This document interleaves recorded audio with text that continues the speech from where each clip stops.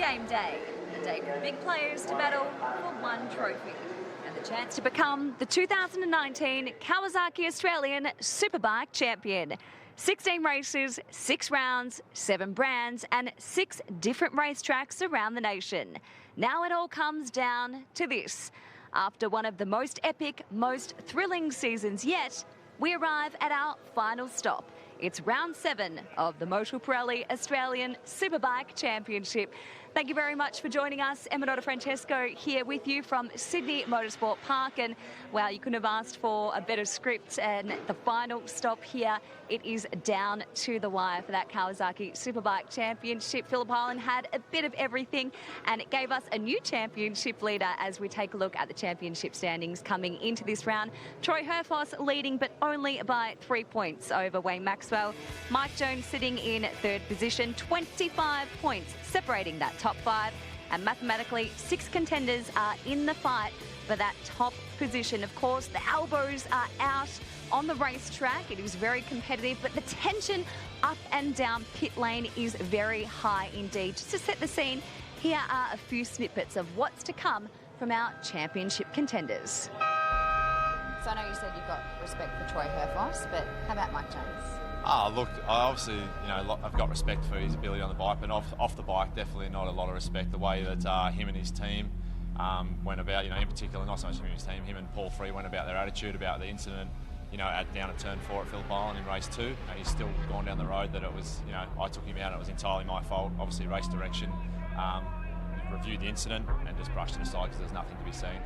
Well, I suppose the move that he made was quite aggressive, so I guess the responses are going to be aggressive in response to that. So at the end of the day, I've got my views on it, and I end up in the gravel, and I'm not very happy about it. So I'm not going to have much good to say about it. There was some tension in the air. Of course, it continued well after qualifying. A very unexpected qualifying session, had a bit of everything. And boys, it certainly threw a spanner in the works for Mike Jones. It certainly did, Emma. It was an interesting qualifying session. In fact, none of the expected front runners in the championship qualified on pole position. The man that did qualify on pole position, though, was Daniel Falzon, the Yamaha racing team rider who hasn't had the most successful year in his second year in the factory outfit. Rocketed around the Sydney Motorsport Park track in a time of 1:30.039 to claim his first pole position in 2 years. He's had a smile on his face all weekend, and that smile just got bigger when he took the pole position award and the $500 from Elite Roads, along with a championship point to move him in the weekend up certainly in his expectations of what could happen here at Sydney Motorsport Park for the grand finale of the 2019 Motul Pirelli Australian Superbike Championship. Troy Herfoss qualified in 2nd position, and Crew Halliday will join him on the front row of the grid. Crew Halliday has been fast in all of the sessions so far this weekend, so watch out for the local man. Sydney Motorsport Park, it's the 3.93 kilometre version, 11 corners, and certainly a very exciting track to ride. A very fast entry into turn 1, 4th gear, 200 odd kilometres an hour, and then it's a short blast down to the double apex turn 2, which is a prime overtaking opportunity for the Superbikes and also all of the other classes racing here this weekend. 3rd gear right-hander, so, a track that's a little bit off camber as you go in there and can catch riders out. Then it's over the hill and down into turn 4. 3rd gear back to about 110 kilometres an hour. Then it's the run round the back of Corporate Hill. 5th gear, turn 5, uphill to turn 6.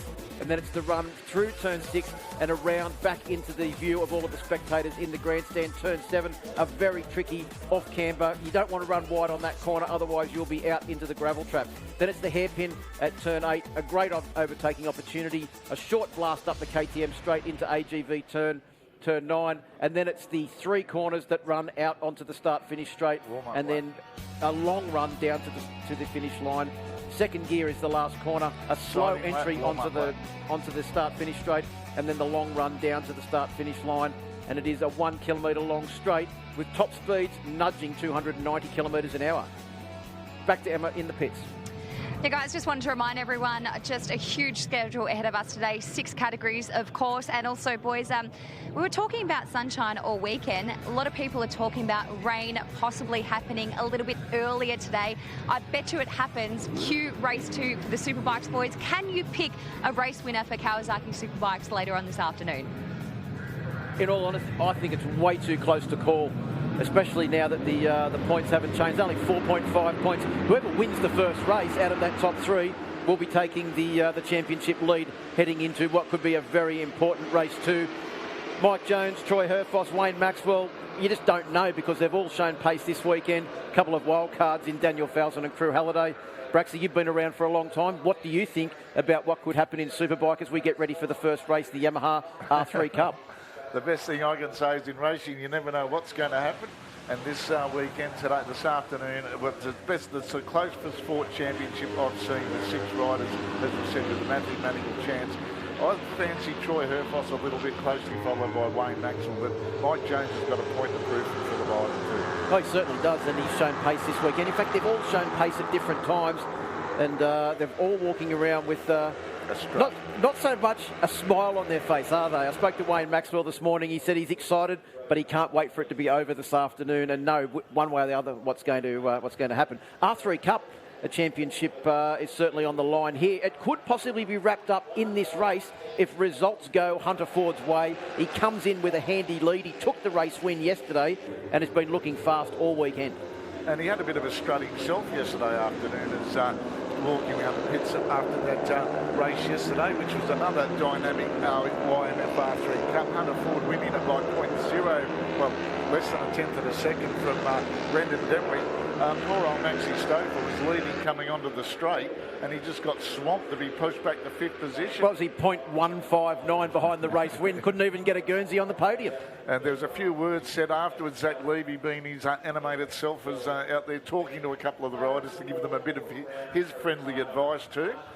The man that missed out on Phillip Island, but one of the ones that's campaigned the latest model of the R3.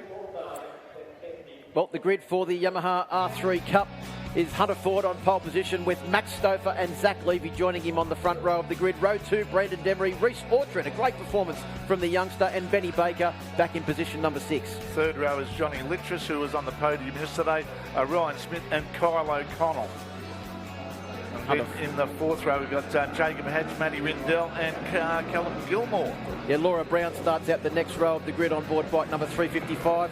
And she's had an up-and-down weekend once again. Parker and McDonald joining Laura back there on the 5th row. Now, this has been a great series since its inauguration in 2016, if I remember rightly. Well, and Hunter Ford looking to be the first ever back-to-back champion in the Yamaha R3 Cup as well. And he's getting a bit of help from Yamaha as well, as they're in the starters' hands at the front row of the grid. Hunter Ford, Maxi Stouffer and Zach Levy. Zach Levy penalised the jump start yesterday afternoon. Hunter Ford leads the championship, could possibly wrap it up. And we're away. Yamaha R3 Cup is go. Great start from Maxi Stouffer as he blasts on down towards turn 1. Good start too from Zach Levy, who slots into 3rd place. Johnny Littress back there in 4th as well on the white and red machine bike number 308. There's a couple of riders take the high wide line around through turn 1, and down the inside it is Littress that has blitzed them all on the brakes into turn 2. Can he keep it on line, Braxy? He does a good job there at the double apex corner. In fact, he takes Hunter Ford's nose right off as he comes out of turn 2 and heads towards turn 3 for the first time. That front end was chattering severely as he tipped it into turn 2 there, but he's got a nice little buffer at the moment. No doubt that's not going to last as Zach Levy up the inside of Hunter Ford. So it's Hunter Ford in 3rd position. Maxi Stouffer back in 4th. Oh, there's a close big handful of breaks there as the rest of this gaggle of this YMF R3 Cup make their way through Pirelli turn and up to YMF turn number 6. Well, there's so many scenarios in this race of what could happen, especially not only in relation to the race win, but also positions 2 and 3 in the championship, which are also extremely close. As we have a look at a few of the riders down the back, Patrick Lee was one of those making his way through the circuit, but it is still Littress that leads from Brandon Demery up into 2nd place now, and Hunter Ford still back in 3rd. Stouffer in 4th place, the position that he finished yesterday's race in. As we watch them now come down the KTM back straight. What a move from Hunter Ford through the KTM turn up into the double left-hander, trying to move on Zach Levy up into 2nd position. But Johnny Littress at the moment leading the way, the young kid. He's still 14, turns 15 in a couple of months' time, and the racecraft of these kids, a lot of them been dirt track experience. They're using that to the forehand in the way they slide these boxes. They come past the complete lap number 1 of 6-7 in the second leg. Side by side, 3 of them sweep underneath, 2 of them sweep underneath Johnny Littress. So it's Hunter Ford and Zach Levy at the moment as they head down to turn 2, but not for long. Littress is up the inside. He's got the running, but he's had his nose bloodied as well. Well, I'll tell you what, that was a graphic demonstration down the Motul Pirelli straight then of the slipstream that cost Max Stouffer an excellent second position in yesterday's race. He took advantage of it. Max has pulled up. There he is there. He's just coming through the field now. Must have had an issue on the exit of turn 2 because he got in there okay. Hopefully we'll get a replay of what happened to Max Stouffer there, but he's dropped way back through the field now. The race being led by Hunter Ford with Zach Levy trying to get up the inside of Littress for second place, but Littress slams the door in his face as they take the run up the hill now towards turn 6. Is that Max's third place in the championship under threat at this stage? With Hunter Ford leading by 20 points from Johnny Littress, Stouffer in third, and then Brandon Demery ready to jump on the scraps. Well, Brandon Demery was only 11 points behind him in that championship standings after race 1 yesterday. Down into the hairpin at turn 9, it is still Hunter Ford that leads. Maxie Stouffer back in 13th position. That is a major disappointment for the youngster from the Hunter Valley. He's getting shuffled back again at the back there, at the back of shot there, Phil. Another one, but John Littress in charge at the moment. Momentarily, he'll get swamped on the line, no matter if he's only a lightweight compared to Hunter Ford. How Hunter Ford gets himself under the fairing. He's over 6 foot. He's 20 years old. He's the third oldest competitor in the front bunch. But at the same time, he's one of the most experienced, and he's using all of that experience now as he uses the slipstream perfectly. But it's Brendan Demery, Zach Levy on the Puma R3 machine that goes round the outside. Marquette from Phillip Island last weekend. Oh, that was a good move there. But look at Hunter Ford on the brakes. He's strong in here, but so is Zach Levy. I don't think he actually used any brakes and almost just used the foot to pull himself up. He went in there so fast. Look at the field. Concertina up now. Look, coming in very quickly from behind is that Ryan Smith on the 292 machine, Brax. He has made up a lot of distance. In fact, the fastest man in the race last lap was Benny Baker on board bike number 72, who's now moved up into 6th position as well. And we now have a lead group back to Brandon Demery, and also on the back of Brandon Demery, Benny Baker. Then it's a bit of a gap back to Reece Orchard, 0.8 of a second behind on board the 121 machine. You can see it there, the black and yellow bike, but at the moment it is still the 87 machine, the Puma RVs, Yamaha R3 of Zach Levy that leads from Hunter Ford. Both of them champions in this class. Well, Hunter Ford, the reigning champion, Zach Levy, the previous champion. The inaugural champion back there when it was instigated. And Benny Baker, he got the lap record yesterday, eclipsing Tommy Edwards' long-standing record from 2017. And he's going close to bettering his time at the moment as Zach Levy comes through the KTM corner, turn number 10. Up into turn 11 and 12, basically a big double apex turn that brings you back onto the Pirelli Motul straight. So it's Hunter Ford in second, John Littress, Ryan Smith, Brandon Demery, Benny Baker, Reece Orchard, Max Stouffer recovering back to 8th position. But gee, that's put a big dent in his championship hopes of a top 3 in this R3 Cup. Well, Benny Baker was actually... Sorry, Phil, look at them coming down the Pirelli Motul straight. Wow, was that Smith that got into the lead? It was. Ryan Smith has come from nowhere. A 43.362, a new lap record in the R3 Cup. Yeah, he put himself up onto the back of that lead group on the previous lap, and he sat behind them and then used the slipstream to perfection there. He's gone back to second place now, but a new lap record will be some consolation for him as they make their way through turn 2. Just noticing too that Ben Baker he dropped off fractionally, but he's used the slipstream on the straight to bring himself up onto the back of Johnny Littress' machine now as they come across the hill and down into turn 4. Smith back into the lead. A hard move there on Hunter Ford, who's no stranger to the hard moves. No. The only thing is he's usually doing them. I'll tell you what, Ryan did another big move there going through Pirelli turn 5. I think that'll be in Hunter Ford's diary to be followed up very shortly. All I can say is lucky this is not MotoGP, otherwise there'd be a few exceeding track limits infringements handed out. Because I noticed before when I came through the hairpin at turn 9, there was a couple of them almost ended up in the officials' car park. Yeah, they do get a bit over-exuberant in their challenges. Up the inside comes Hunter Ford into the Suzuki turn number 8. The old hairpin. It's won and lost many races here over the years, and it'll probably do the same. And where's Maxi Stover? He's recovered back into 8th position at the back of this bunch. He's the next rider behind this bunch, but he's got a little bit of catching up to do as Hunter Ford has a bit of a sneaky peek up the inside of Ryan Smith there on the 292 machine. Great to see another young rider doing a great job in this class, Braxy. And on the back of this group, we've got Reece Orchard too on 121, one of his best rides in this class so far this year as well. He's come a long way after a big injury last year, curtailed the whole season for him, missed out. And Zach Levy does it again round the outside, but a couple hundred metres sooner than he did 2 laps ago to take the lead from Hunter Ford. Ryan Smith there in 3rd position. Then it's John Litchis and Brandon Demery, and like you said, at the back of this one, Benny Baker and Reece Orchard. 4 abreast as they come into Kawasaki turn for the 5th time of this 7-lap journey. It's just what we've come to. We shouldn't get that excited. We should be used to this. It's like this every lap of every corner of every race throughout the entire season. We're at round 7 of the championship, and it's been like this for every round so far. As Hunter Ford comes around the outside of the 87 machine of Zach Levy to take up the running in the front. Then it is still Smith, and then back behind him is Johnny Litchis, also well placed on board the 308 machine. Oh, how's the manhandling there? I think it's Zach Levy trying not to nudge the handlebars of Hunter Ford's machine. He had to use some fair body language. As they come around through turn 8 now and down into the hairpin, it is still Hunter Ford that leads. Here comes another go from Zach Levy up there. No, he doesn't. He'll leave that for the time being. Ryan Smith in 3rd, and the way this is going at the moment, Hunter Ford will take a 23-point lead into the final race this afternoon. The final race on the card this afternoon, as a matter of fact, of the season. Hunter Ford at the moment in bike number 20 leads Zach Levy on bike 87 on the Puma RV machine. Then it is Ryan Smith. He's really come of age this weekend. Johnny Litchis in 4th, Brandon Demery, Benny Baker, the new lap record holder. No, sorry, Ryan Smith at 43.362. My apologies to Rhino as they come down now to complete lap number 5. 2 laps to go. Well, look at the slipstream once again. You had Smith and Litchis both using the slipstream to perfection there, with Litchis going into the lead and Smith moving up into 3rd position.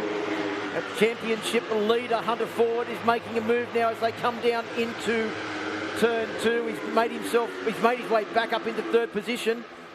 Is that Brandon Demery also well placed there back in 5th position. It's the usual players though, isn't it, Braxy? You've always the most experienced riders in Hunter Ford, Zach Levy and Brandon Demery that are once again in there with the youngsters to try and sort out the final order with 1.5 laps to go. Flag at the moment, so there's been an incident off track that we haven't seen at this leading bunch, unfortunately. That might be race call 2/3 distance. What do you reckon, Phil? Yeah, I think with 5 laps down out of the 7-lap journey. Laura Brown has stopped at turn 10, they say there. It's coming up on our monitors. If she stopped, you'd think that she would be off the track somewhere. There must be another reason why they brought out a red flag. Possible oil on the circuit. So the officials are doing a great job here this weekend to pick that up. Yep, there's Glenn Jean down there. It was building to an unbelievable climax once again, wasn't it? The second race of 3 for the Yamaha R3 Cup this weekend. So if we take that back to that race, to the previous lap, Hunter Ford will be winning the race, if I remember rightly. But we'll check that out very soon. Oh, I've got no idea what it was when they came across the line, but we'll have to have a look, and I'm sure we'll get the advice on the timing monitor of what will be happening. But yeah, it was building to a crescendo there with all of the usual players. There was and plus Ryan Smith. Yes. And hats off to Ryan Smith, a new lap record, and like I said, he was sitting in 10th in the championship when he came into this race, and just found something, and all of a sudden, and isn't it, when you know you can do it, what this does to your confidence and your riding ability, just to have your faith in yourself and the bike, you get closer and closer to the front, and he would be bitterly disappointed because he was right in line to take his first victory in the R3 Cup. Well, and also too, you got a feel for Maxi Stover as well. Missed out on a lap and a half or so there to try and bring himself back up and possibly steal another point if he could get past Reece Orchard for 7th place. But Stover back in 8th place. That'll leave him on about 243 points. And I think he may still be just hanging on to a 3rd place in the championship with that. So the race has been declared by the circuit officials.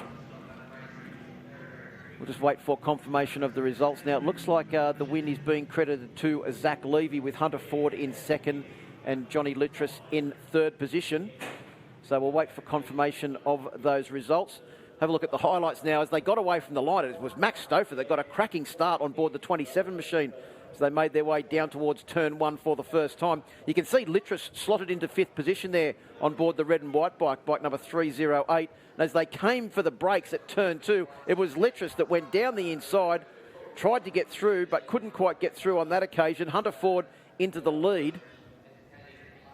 The usual players were all there. Zach Levy was using the slipstream to perfection on the long front straight here. Got the lead over Hunter Ford, with Littress back there in third place.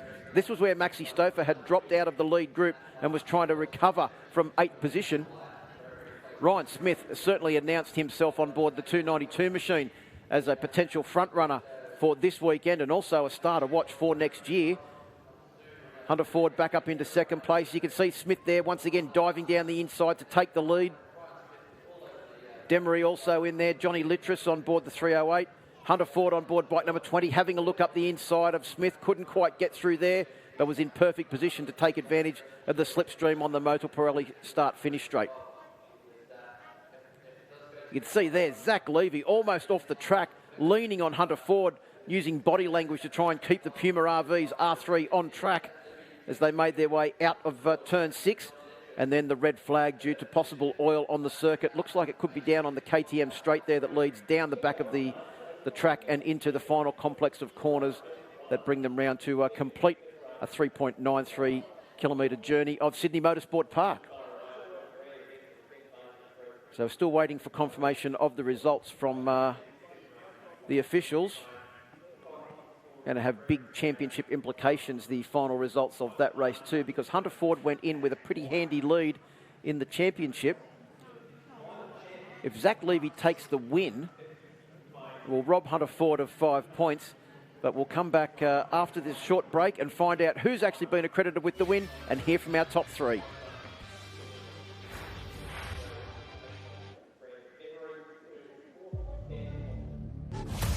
We are the innovators, the specialists, the ones who power the wheels of progress.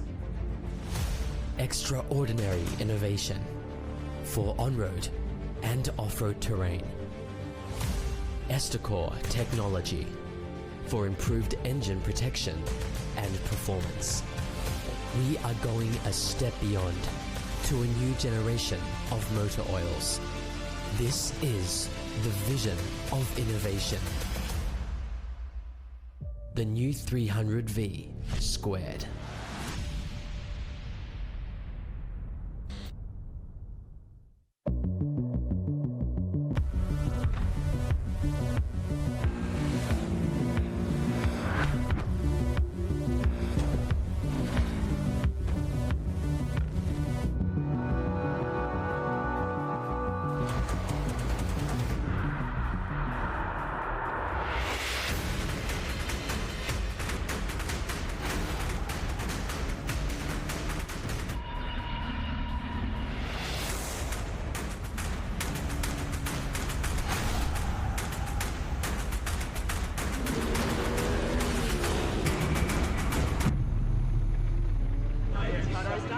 Welcome back to Sydney Motorsport Park, the final round of the 2019 Motul Pirelli Australian Superbike Championships from Sydney Motorsport Park. It is time to hear from our top three for the first of our Yamaha R3 Cup races for today. You're in the podium with Mark Brax.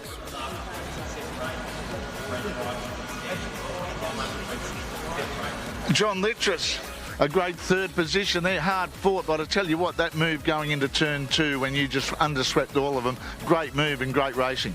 Thank you. Yeah, it was a hectic race. It was good fun, and you know, it was awesome. You know, it was a pity that it got declared, but yeah, it was an awesome race. No, you did really well. Hopefully, mate, we can see you back in for race number 3 this afternoon, and a good position in the championship. You're still in there fighting. Yeah, the champion's still alive, but I couldn't do it without my people: Jekyll and Hyde, Caboolture Yamaha, AGV, TCX, Emold Australia, West Sliders, and everyone else that helps me out. Well said, Johnny Littress. See you back in later on this afternoon. Thank you. And we move on to second position. No, I suppose Hunter Ford, you would have liked to wrap that up then, but that race was cut a little bit short, cut your strategy out, but you're still there. I think it's 23 points you got at the moment. Yeah, could have finished championship then, but yeah, just got to finish the last race and I should be sweet. Pretty hectic out there, to say the least. Yeah, it was hectic. There was a bit of a new kid come into the mix and it got a bit crazy out there. Some passes that were a bit unsafe, but yeah, what can you say? Oh, mate, it keeps you on your toes, though, doesn't it? Yeah, oh, it definitely kept me on my toes. No worries, Hunter Ford, as he aims to defend his R3 Cup title, and a winner after his jump start yesterday, back into the winner's circle, mate. But I loved your move around the outside going into turn number 1. Yeah, that was, I was sort of just playing with the boys there a little bit. I knew that I had a bit of speed in a few more corners, and I just wanted to follow. I didn't want to lead, and I knew you have to lead across the line if the race gets red flag, so that was my strategy, and it paid off. Well done, mate, Zach Levy, and hopefully see you back in later on this afternoon. Yeah, no, I might not get back up here, so I better thank a few sponsors that have helped me out this year. Start with my uncle, Puma RVs, Hene Lawyers, Alan from Race Art, Bean Industries, and yeah, everyone else. Thank you. Well done, mate. Hopefully we see you this afternoon. Cheers, mate. No worries. Back to you guys. Thanks very much, Braxy. Confirmation of the results. It was Zach Levy that took the win by 0.033 of a second over Hunter Ford, who now enjoys that 23-point championship lead over Johnny Littress, who finished in third place. Ryan Smith, the real star of the show, new lap record as well on board the 292 machine in fourth. Brandon Demery in fifth. Benny Baker in sixth. Reece Orchard in seventh. Maxi Stouffer recovered back to eighth position after that issue down at turn 2. Jacob Hatch and Kyle O'Connell, two young fellas, round out the top 10, with Archie McDonald in 11th. Caleb Gilmore in 12th. Matt Rindell in 13th. Zach Pettendy in 14th. Harry Parker in 15th. Patrick Bognar in 16th. Patrick Lee, Hunter Diplock, Dominic Fletcher, and Laura Brown, unfortunately, had some issues as well, rounding out the top 20. Have a short break. Come back on the other side of this. It's time for the Yamaha Blue Crew Oceania Junior Cup, their second race of the 3-race program here at Sydney Motorsport Park.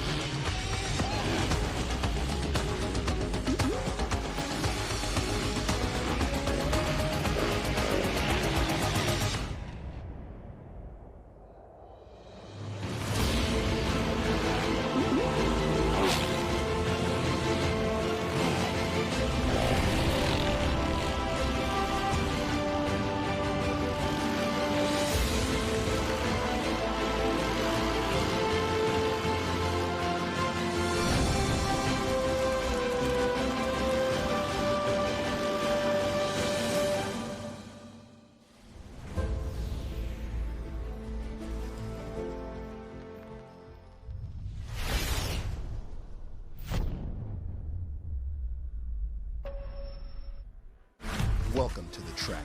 Welcome to the proving grounds. Welcome to the streets. Welcome to the concrete battleground. To run the streets, it takes swagger and an unapologetic attitude. To rule the track, it takes precision and lightning-fast reflexes. To rule the track and run the streets, it takes fearless instincts.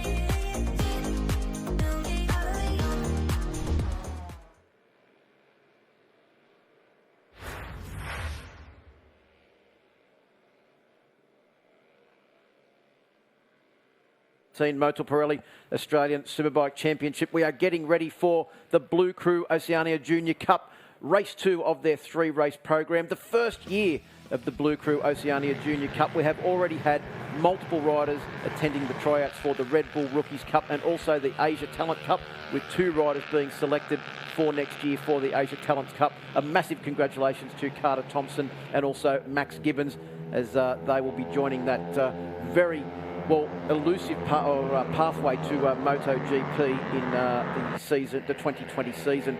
So congratulations to them. But Carter Thompson leads the championship heading into this race, and if things go according to plan, he could very well wrap up and be the inaugural Blue Crew Oceania Junior Cup champion. Watch out for him on bike number 21. But there are so many other riders to keep an eye out for them, and it's certainly been a fantastic year, the first year for the Blue Crew Junior Cup, certainly unearthing some stars of the future. We've already seen them competing in the Supersport 300 and Yamaha R3 Cup categories. And Reece Orchard, who was just in that last race, Steve Martin, will be out here in the Oceania Blue Crew Junior Cup, having his first serious year of road racing. And what a year it's been for all of these young guys and girls. Yeah, absolutely. And at the front row of the grid, we've got Marios Niklos from pole position. Cormac Buchanan starts out as second. Archie McDonald, he's been riding good lately, from third. Yeah, in the second row of the grid, Tom Drain, who sits third in the championship. Carter Thompson, our championship leader, and Jacob Hatch, one of the taller and older riders in the championship, has been very fast here this weekend on row 2. Reece, as you said, starts row 3 with Patrick Bognar in 8th position, and 9th, Cos Francis. He's a bit of a front runner too, isn't he? Yeah, he's been going very well. Back on row 4, we've got Cameron Dunker, Lincoln Knight and Hunter Diplock. Row 5's Angus Grenfell, Max Gibbons and Zach Patendi. Jai Russo, Tom Connors and Clay Clegg on row 6. A lot of rows here. Row 7, Jamie Port, Lucas Quinn and Dominic Fletcher. And Varis Fleming and Toby James rounding out the field. Just because you're starting back from the second and third and fourth row of the grid doesn't mean that you won't be in the lead group, as we saw yesterday. And hopefully Angus Grenfell, who had a bit of a crash yesterday at turn 9, was walking around with a couple of ice packs yesterday, putting them on his backside, for want of a better term. Various bruised parts. Yeah, and he said he should be right to go, though, today. And I think I saw him making his way down onto the grid as well. There's Jacob Hatch on board bike number 14. You mentioned one of the taller riders. He's unfortunately given his Recondi leathers a bit of a workout this year.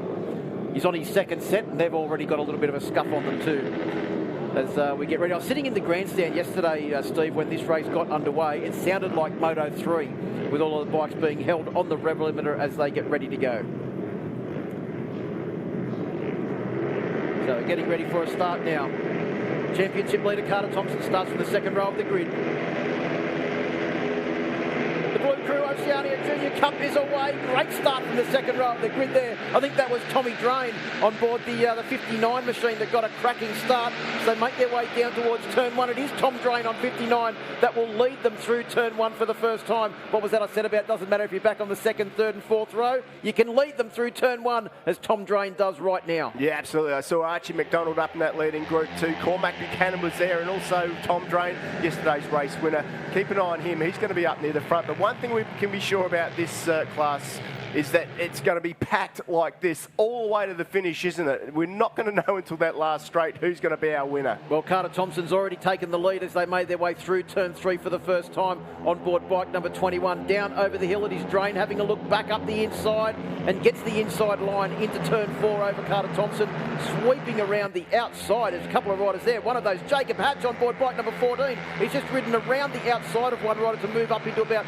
5th position, I think it was, back in the field a little bit as the big conga line makes its way up towards turn 6 now. 3 and 4 abreast. Oh, was that Marianus Nicholas on board the 46 machine? Was almost off the track on the entry into turn 6. Yeah, what a dive up the inside by Marianus. He wants to try and get back up towards the front, and you can just see that these guys are really starting to get into it. A lot more overtaking opportunities in this class with these bikes. Lower top speed, but look at them. 4 wide into turn 9, but it is the number 59 who whips into there. Tom Drain, winner from the race yesterday. Yeah, Archie McDonald moved up into second place as well on the 69 machine as they make their way out of the hairpin and up the KTM back straight. So it is Drain leading from McDonald, then it's Carter Thompson, Marianus Nicholas, and also bike number 12, Reece Orchard, who's just got off the R3 and putting in another great ride here in this race as they come through the final turn. Now there's Orchard on 12, back there in the 4th place.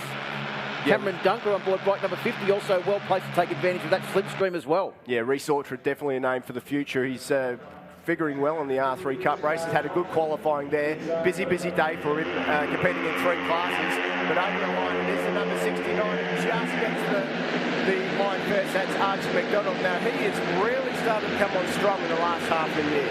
I was laughing at Marianus Nicholas. He pulled out of the slipstream, and as soon as he pulled out of the slipstream, his progress somewhat halted, and then all of the other riders used his slipstream to blast on past again as they come down in towards turn 2, though. It is Tom Drain that leads them as they go for the brakes at turn 2, the Kawasaki corner, and he maintains his lead as the field now all sort of slots into some sort of line behind him. And Marianus has gone from the lead, back to about 5th or 6th position on the exit of turn 2, courtesy of the slipstream, not only down the straight, Steve Martin, but also between turns 1 and 2. The one thing that you do learn in this Blue Crew Oceania Junior Cup is tactics.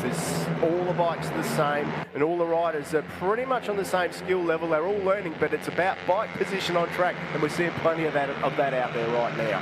Well, through turn 5, and that would be a long run up that hill on board a Yamaha R15, wouldn't it, as they make their way across the little crest now and down into turn 6. It is Tom Drain with the all-white helmet, a rider that's had plenty of overseas experience, a few of them maybe exceeding track limits there as they come out of turn 6 and under the Sydney Motorsport Park sign, back into the view of the spectators in the grandstand. Start is under investigation from Race Direction, Steve, so we'll have to wait and see what comes of that, but it's still Tom Drain that leads them through KTM and out now onto the KTM straight. Oh, yeah, there's a couple of maybe back from the 3rd row of the grid, was it? Yeah, that looks like a bit of a jumper there. That could have been Bognar that did that. He was in the middle of the 3rd row there, so we'll just reserve until we find out, but it could have been Bognar that will be given the jump start penalty. Under investigation, we'll let you know when we know more. So it's Drain, McDonald and Carter Thompson who are the top 3 as they come out onto the straight. That's shorter change though, with Reece Orchard sitting in 4th place, in great position to take advantage of the slipstream. Here he comes. Watch the yellow and black helmet as Reece Orchard on board bike number 12 as he pulls out of the inside. Then it's also bike number 50. That's Cameron Dunker, who's also in a good position there. Coming up the inside though is Jacob Hatch on 14. He's the tallest rider in the field, Steve Martin, and he's managed to utilise the slipstream to absolute perfection. Well, one thing's for sure, these guys are absolutely flat out through turn 1, and it's slipstreaming all the way into turn 2, hard on the brakes around the outside. They go into the Kawasaki corner there, 4, 5, 6 wide. What a leading group we've got here today. How many changes of position do you want? Even like from halfway down the straight in towards turn 2, they were chopping and changing. Poor old Reece Orchard's gone from the lead as they came across the start-finish line back to about 7th position. Well, Marianus Nicholas has made his way forward in the pack and leads them at the moment, but as we know, probably not going to stay like that for too long. Jacob Hatch up the inside there just sets himself in. You really want to try and stay in this front group, and you do not want to fall towards the back, especially when we get to laps 4 and 5. That's when these guys are going to have to start thinking about track position, because it's all about track position and slipstreaming to the finish line here. Yeah, great job by the crew that prepare all of these bikes too, so that they're all prepared by the same team to make sure that they're all very even as they hit the track at every round of the championship so far this year. As they come down into the hairpin at turn 9 through the Suzuki corner, it is still Marianus Nicholas that leads. Oh, someone running very wide there. Who was that? Was that 37? I think that may have been Patrick Bognar, who was lucky to stay on track. And Archie McDonald, who was up in the lead group just a minute ago, Steve Martin, is back to 8th place already. The top 10 at the moment covered by just on 1 second, and Cross Francis on board bike number 42 is the rider in 10th position currently. Yeah, well, all the contenders are in that leading group, so it's interesting to see. Remember that they're definitely on for it here today. They're going to show the best that they can. A big showing heading into this final weekend. Some guys have got plans for next year, others haven't at this stage. So, you know, everyone wants to show what they can do. Well, and Carter Thompson leads the championship. Tell you what, he'll also want to win the championship by winning this race. And he's gone back into the lead now on board bike number 21, the 11-year-old. He's got his own media manager, Steve Martin. Well, you know you're off to the right start, aren't you? And I mean, at that age, heading overseas next year for the Asia Talent Cup, that's a pretty impressive thing to have on your resume. He didn't even have Instagram up to a couple of weeks ago, and you know, the boys get all sorts of different lessons about lines on the track. They get taught how to react to the media, and I've noticed now that he has got Instagram, so good on him. Yep, and his mum is his media manager, so she's got that all under control as he just loses the lead now down in towards turn 4. Was that Marianis that went back into the lead? It was. He's been on fire this weekend, Marianis Nicholas. No surprise to know that he's a big Valentino Rossi fan, sporting number 46. Yeah, well, he's definitely on the up and up at the moment. Is Marianis Nicholas. He's doing a great job, got himself right up there where he needs to be as we head into the last stages of this Junior Cup race, the Oceania Junior Cup. Yeah, 6th place in the championship is Marianis Nicholas on the 46 machine as they sweep out of YMI corner and down into the hairpin through Suzuki. It is Marianis that takes the lead up the, well, he went through the middle of them, didn't he, as he takes the lead through turn 9 and up onto the KTM straight now. Now look, it's almost like a swarm of bees as they make their way down the KTM straight. Just been confirmed no jump start, Steve Martin, so Patrick Bognar's managed to get a cracking start.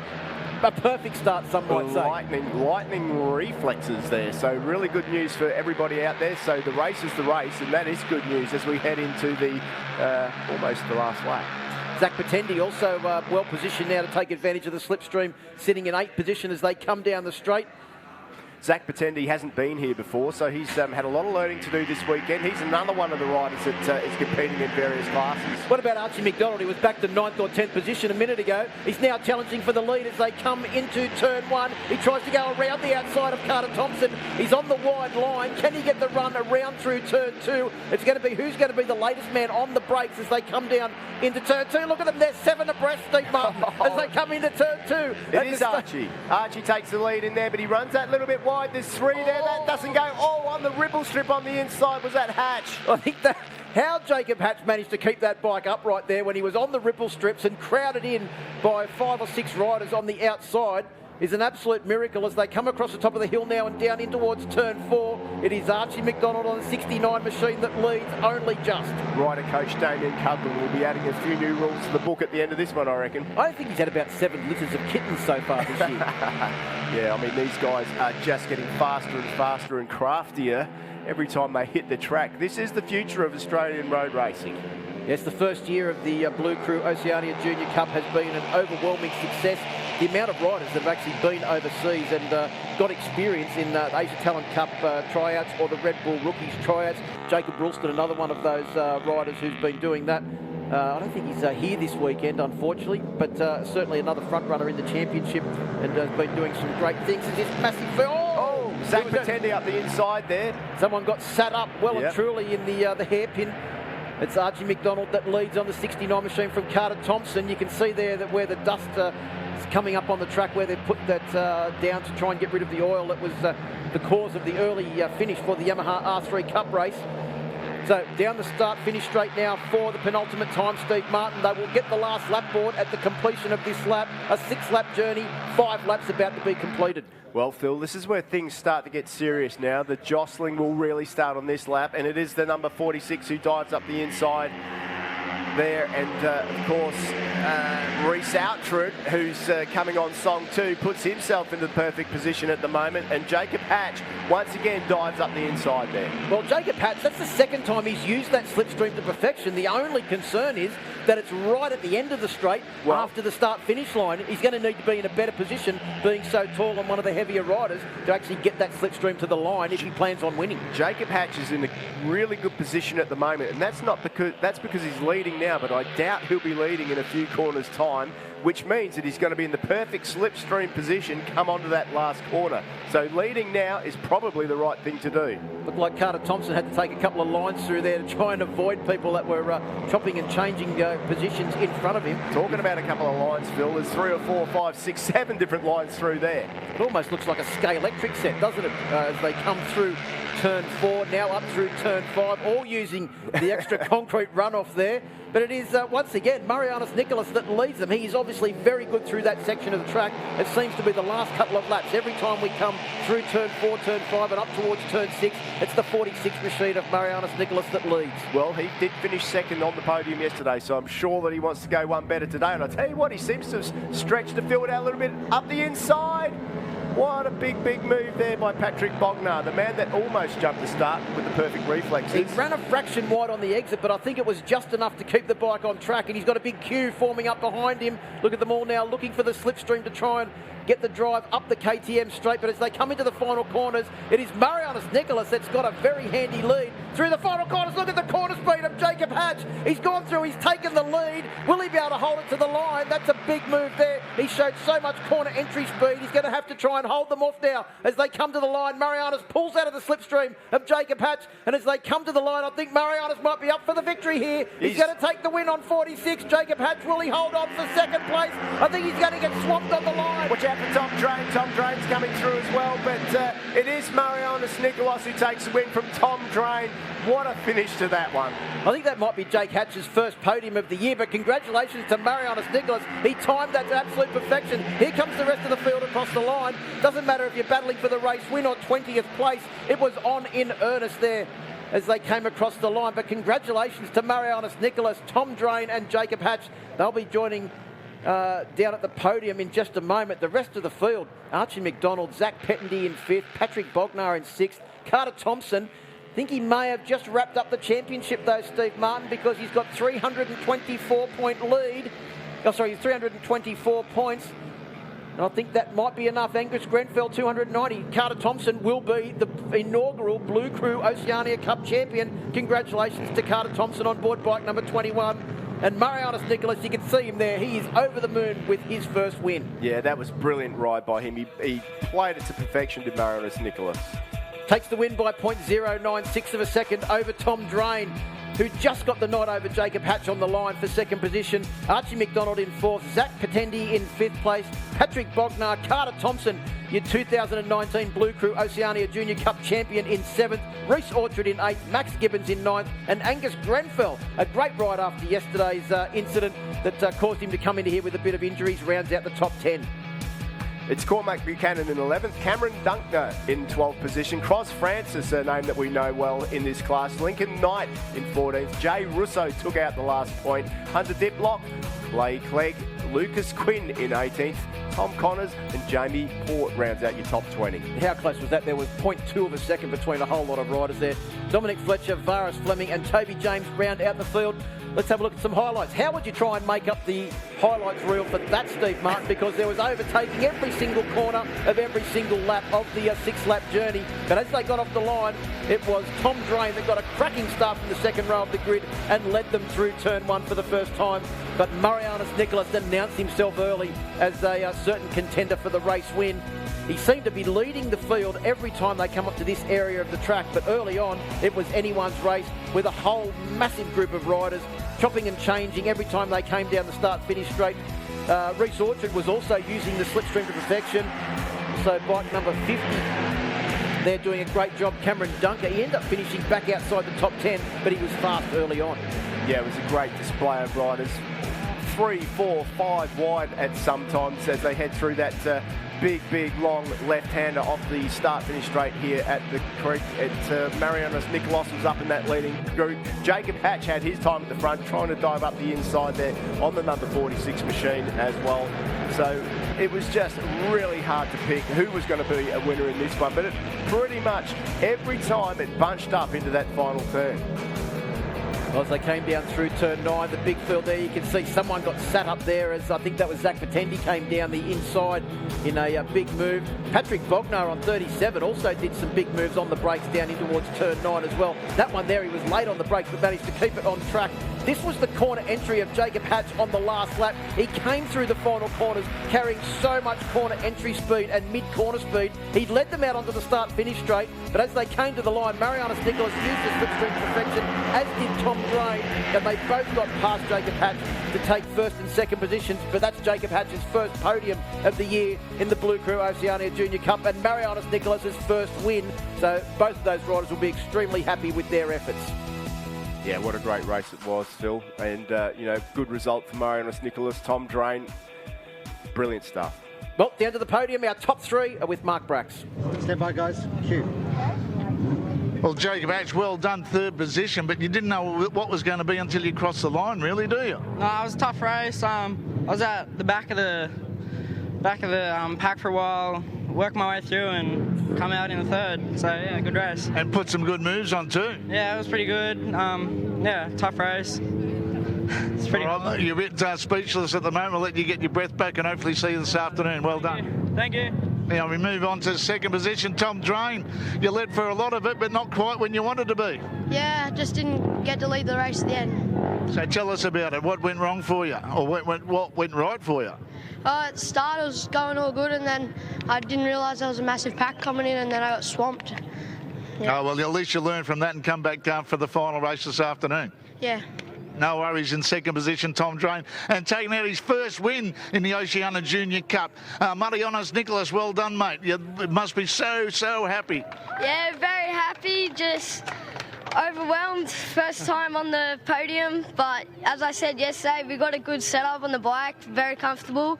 And yeah, but it was a hard race. The group caught up and just real aggressive. I ran wide on the last two corners, and then Jacob went through and grabbed his slipstream to the line, and yeah, thanks. What's it done to your confidence now with the first win? Oh yeah, my confidence is just booming from yesterday to today, but I just want to thank everyone that makes Oceania happen, and David Gow, but yeah, my mechanic. All right, well, congratulations, Marios, on the win. But taking out the inaugural Oceania Junior Cup, Carter Thompson, you were going from first back to seventh, but you did enough and you've taken out your first title here in road racing. Yeah, it's been a great year. I'd like to thank all the people that have helped Oceania happen, all the mechanics and Martin for getting on this ready. What was going through your mind during that race? Because you knew what you had to do, but I'm sure there was some nerves there. Yeah, I was a little nervous when everyone went past. Yeah, and just had to try and get as far forward as I can. Well done, mate. You're on the road to stardom with the Asia Talent Cup next year. All the best, and hopefully you see you back here on the podium later on this afternoon. Yeah, thank you. No worries, that's our top three. And our champion for 2019, Carter Thompson. Well done to everybody involved. Back to you guys. Well, thanks very much, Braxy. Congratulations to Carter Thompson. He's had 3-round wins so far this year, Steve Martin, and a worthy champion on 324 points. Angus Grenfell in second position on 290. Tom Drain in third, so that's still going to be decided in the last race this afternoon. As is fourth place, Archie McDonald still in with a shot there, but maybe moving up if he can win the race. Max Gibbons, another one of the riders accepted into the Asia Talent Cup, he sits in fifth place in the championship. Marianus Nicholas has moved up into sixth position. Reece Orchard in seventh. Jacob Ralston in eighth. Zach Patendi in ninth. Then Cross Francis rounds out the top 10.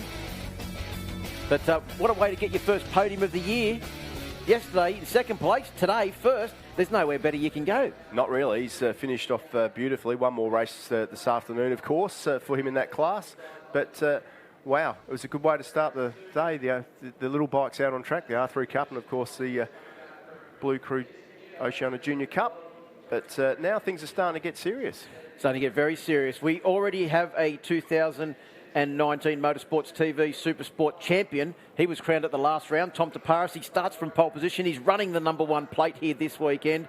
We've got a couple of wild cards thrown into the mix though as well, with Tommy Edwards back from overseas where he's been competing in the Supersport 300 World Championship, starting from second on the grid, and also Jack Passfield, who was on the podium last time out, back up there in third. As you can see, Tom Taparis leads the championship on 351 points, can't be beaten, but Brock Pearson, Nick Limington and Aidan Hayes and Ollie Bayliss are all disputing the final places in the top three at the moment. Pearson sits in a good position with a handy lead. over Nick Limington in third. Yeah, it's going to come down to the wire, that one, with a couple of hotly contested races today. Dallas Skiers there in the background too to pick up the pieces. This race is going to be an absolute cracker. There's a couple of things to watch out for in this one. Tom Taparis has got to be gunning for the lap record set by 2008 by Jamie Stauffer, who's still riding around out there. And of course, let's keep an eye on Tommy Edwards, who's on that 600 and surely wanting to battle it out in the pack. Down to the grid, Emma. Tom Taparis, would you believe it? He's sitting up here on pole position. Hey, how's life been as the Supersport champion over the past couple of weeks? Yeah, pretty good, Emma. Yeah, pretty cruisy couple of weeks since the island. Yeah, just been at the GP doing everything but training for this race. So hopefully I can get through okay, and it's going to be a good race with Tommy and some of the other guys. So we'll see how we go. Yeah, he's been closing the gap since practice on Friday. That's for sure. He'll be trying to chase you down for the next two races. Yeah, it should be a good race, to be honest. And hopefully it stays dry for this afternoon also. But yeah, anyway, we'll get through this one. He's been going good. Some of the other guys as well have been very impressive. So I'll see how we go in this one. But I think we're in a good position regardless, and hopefully we're good at the end of the race. Thanks, Tommy. Looking like a rock star as always, and still rocking that long hair. Enjoy. Thank you. Boys. Yeah, thanks, Emma. Looking back on that row of the grid there, a couple of stars of the future there. Nick Limington has been so fast this year. In fact, the only person to take a win off Tom Taparis at his home round at the Bend. And Ollie Bayliss, the youngest ever rider to compete in the Australian Supersport Championship, sits in, I think, fourth place in the championship, Steve Martin. But what a debut year for a young rider that is certainly a star of the future. Yeah, incredible stuff by Ollie Bayliss. He's been making his way up through the classes. Youngest guy ever to get on a 600, if I'm correct, and he's really made the most of his opportunities here, and he's got a lot of talent in front of him to learn from at the moment, you know, with guys like Tom Taparis, with guys like Jack Passfield, who's impressed with a front row start here this time out. Yeah, Jack Passfield and Ty Lynch actually tied in championship points as well, so it's going to be interesting to see who comes out on top there. Back down to the grid. Emma? Yeah, just chilling. Apparently this is how you do it overseas. Just hang on the wall and chill out. Tommy Edwards, great to have you back in the ASBK paddock. Yeah, thanks.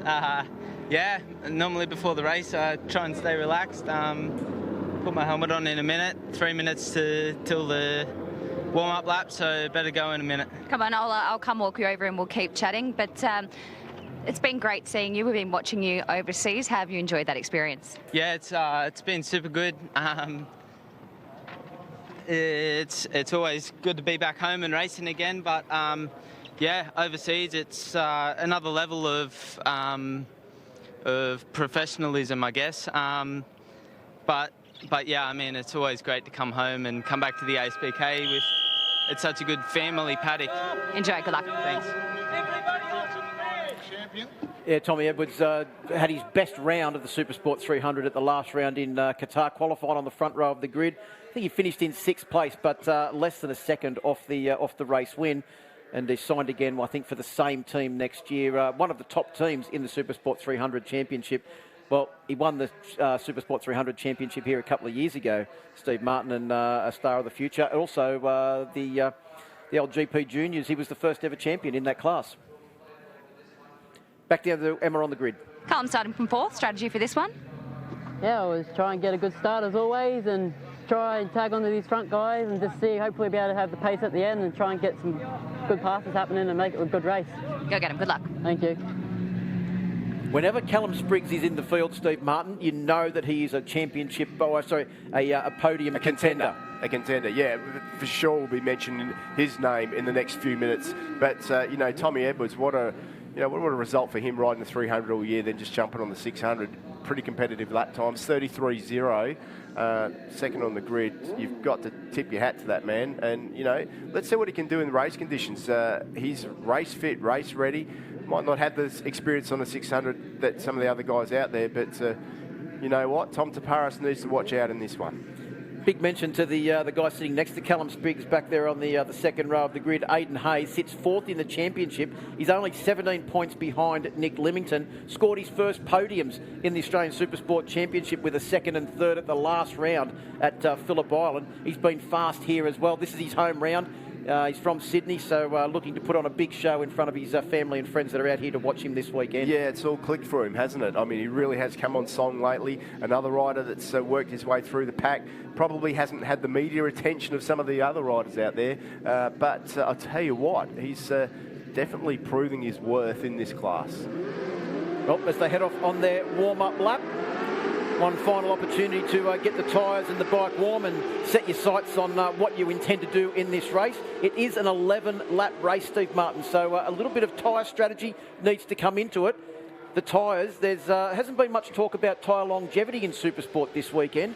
What have you been hearing from the riders? There is a couple of different options. Normally, you can run the SZ0 like a soft, but there is a question mark whether it can go the distance. For sure, it's got a lot more grip than the other preferred option, the harder option, the SCX, the Phillip Island tyre, which I think most of the guys will try and run for.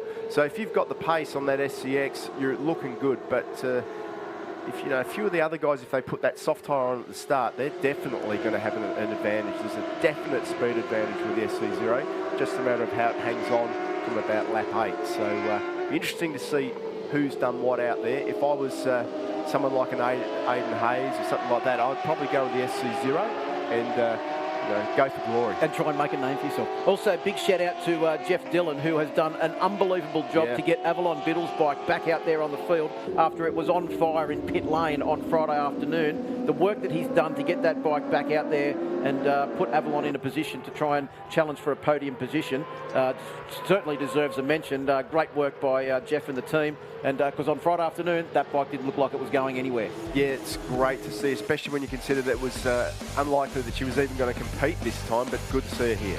So Tom Taparis, Tom Edwards and Jack Passfield will start from the first row of the grid.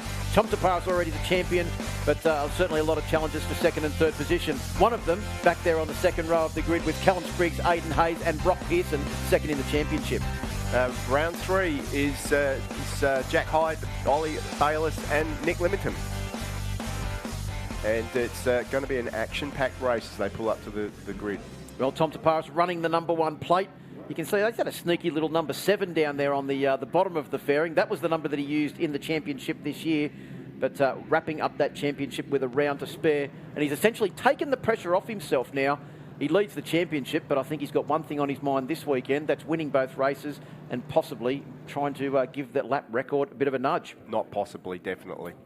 So Brock Pearson, second in the championship, has a handy lead over Nick Limington, who's got pressure on him to take out third. Supersport's ready to go.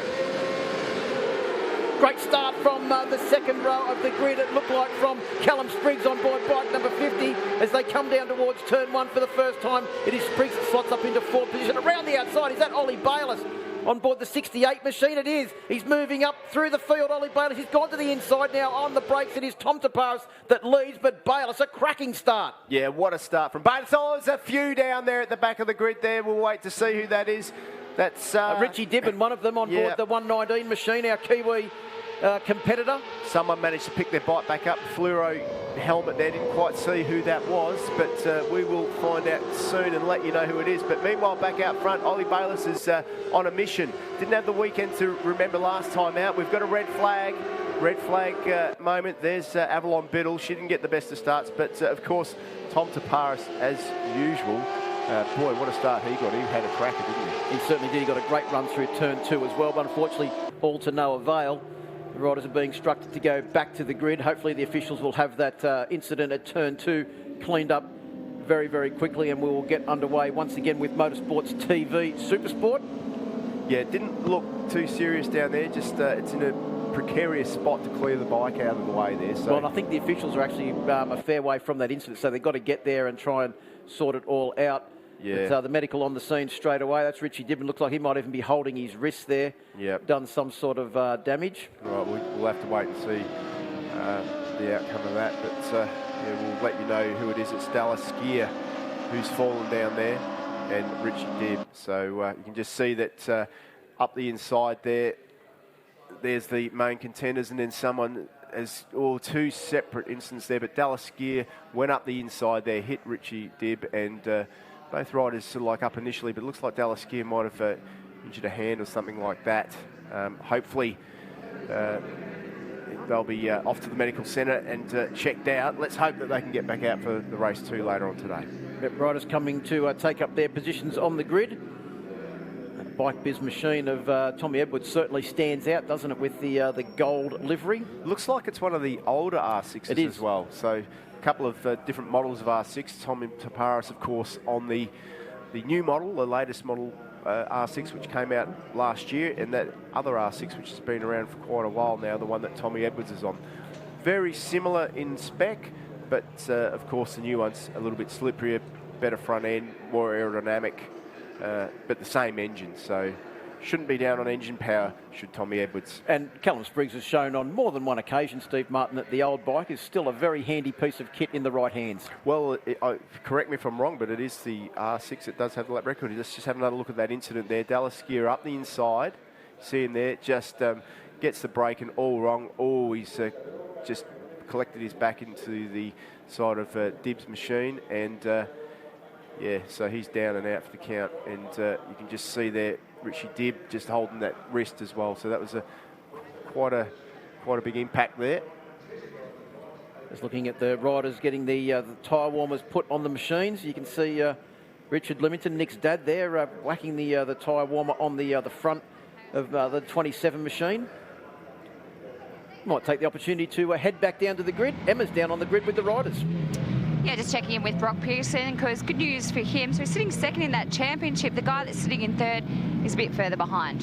Yeah, he's one spot behind me on the grid, so it should be a good race. I'm not sure what happened in that second corner. I think a couple guys went down. Nick looked like he's got a pretty beat-up rear bike, so maybe he went down, but I heard a bit but didn't see much. So anyways, we just got to keep focusing on ourselves. Well, we hope everyone is A-OK. Hey, heading into this weekend, mentally prepping yourself to get that second spot in the championship? I think it's important just to look at this race weekend like every other race, you know. Take it easy and enjoy the race, and whatever happens, that happens, and we'll just do our best. Okay, good luck. Thank you. Boys. Brock Pearson, for such a young man, has got such an old head on his shoulders, hasn't he? Yeah, he certainly does. He certainly does. You can just see that incident at Turn 2 is under investigation. And of course, whatever the outcome of that, it won't affect the riders involved because they won't be in this restart, unfortunately, for them. Our best wishes go to the riders down there at Turn 2 at the moment. Well, speaking before about the Asia Talent Cup, Brock Pearson's raced in Asia Talent Cup. There's Aidan Hayes, the man that we mentioned before, doing a great job here in front of his family and friends that have come out to watch him at his home round. Yeah, he didn't get a half-bad start. Reece Belling there as well. He's a contender, and on his day, he can be a podium threat. So good to see Reece Belling's made the trip up from Victoria to compete here this weekend in the last round of the Australian Road Racing Championship. Actually had his best finish last round at Phillip Island too, in 7th position in race 1. Yep, so good to see him. Back down to the grid with Emma. Yeah, we're just chatting about that. Plenty of confidence coming out of Phillip Island after 2 podiums, that's for sure. Yeah, definitely a lot of confidence. I mean, Phillip Island and Eastern Creek are definitely tracks I'm a bit more suited to at the moment, working on the other tracks, but keen as, and this is the home track, so it's even better. More excited for this one than I was Phillip Island. Besides for the fact that it is your home track, what is it that you love about the track like this? Oh, I love the layout. There's nowhere that you can't overtake, so it makes for a real race, and I think it's a real race track, and so I think anybody can win it. Good luck. Thank you. Well, Aidan Hayes just confirming everything that we were saying there, Steve Martin, that he's coming in with a lot of confidence after a great performance at Phillip Island, and also this is his home track. So look out. Probably, as he mentioned, it is a track that he's done a few more laps on as well. That's probably giving him a whole lot of confidence as well. And, well, when you hear from one of your competitors, there's nowhere that I don't think I can do an overtake, it means it's going to be a pretty interesting race. Chris Quinn, we just saw sitting on the wall over there, didn't look too flustered about things. He would have to be the most experienced campaigner in probably all of the classes here. He has been racing Supersport now for 10 plus years. Yeah, he certainly has, and you can tell the experienced guys as well, like he's taken himself away from the action and given himself, just a bit of a rest. Back down to Emma. Nick Limington, you haven't had the greatest start to the weekend. I mean, your bike blew up, so not great, obviously, but struggling ever since. If someone can come through the field, it is you. Yeah, no, I've definitely made it hard for myself on the 3rd row. That race start wasn't too bad, but just got hit from behind, had to run off, so I don't know, it sort of worked out in my favour. It's been red flag, got one more chance, hopefully we can make it up the field.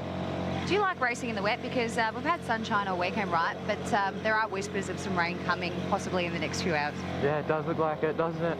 I've never ridden here in the wet, so it will be interesting. Hopefully even a better result. Good luck. Go get him. Well, that was the rider that you called with a fluoro helmet, Steve Martin, that was off into the grass on the outside of turn 2. Unfortunately, there was the young man that you have a special interest in, Nick Leamington. Yeah, definitely.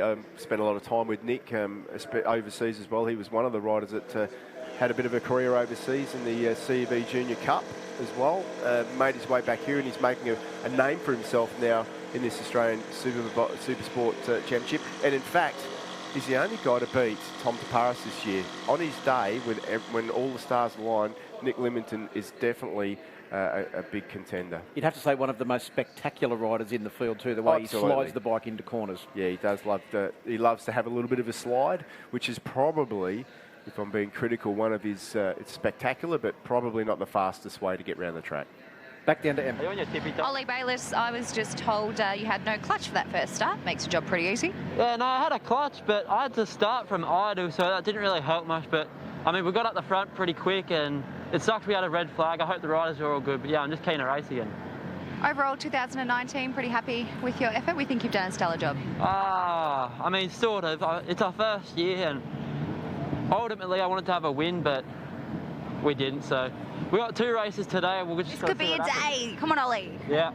Good luck. Cheers, Emma. Well, at the beginning of the year, Tom Taparis and Ollie Bayliss, who are great friends, were actually talking it up, geeing each other up. I think at the moment it's Tom Taparis 1, Ollie Bayliss 0, but we've got 2 races to go, Steve Martin. Yeah, we certainly have, but let's not forget, you know, Ollie Bayliss, he's just, you know, he can't even drive a car yet, can he? No. He's what, 15? So Well, no, he would have turned 16 during the year, so he's probably got his L's. Yeah, maybe got his L, so he can, you know, he can be proud of his achievements this year. It's not an easy class to get into, and you know, big field here this weekend as well. These boys do not muck around out on track. It's a learning year for him. Is in a lot different place to, you know, guys like Tom Taparis, and then there's the weather to contend with later on this afternoon. We who could see, knows? Yeah, we could see all sorts of different things happening, Phil. Well, at the moment, it certainly doesn't look like rain here at Sydney Motorsport Park. They reckon there's a storm coming this afternoon. Hopefully it's after racing is finished. Temperature once again up into the high 20s, nudging 30. Feels like 26. Well, most of the weekend it's actually felt like over 30, but track temperature at 42 is a fair bit less than what it's been for a majority of the weekend. The thing that I noticed this morning walking around out there is how humid it was. It really was humid, and that could mean that it could be on the way. And that's got to be playing on these riders' minds as well. You know, like just another little ingredient to add to the racing today.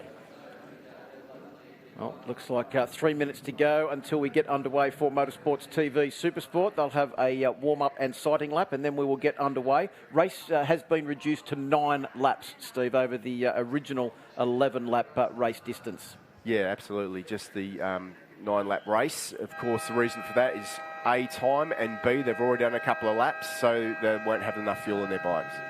Back down to Em. Jack Hyde, just quickly starting 9th. What's your strategy?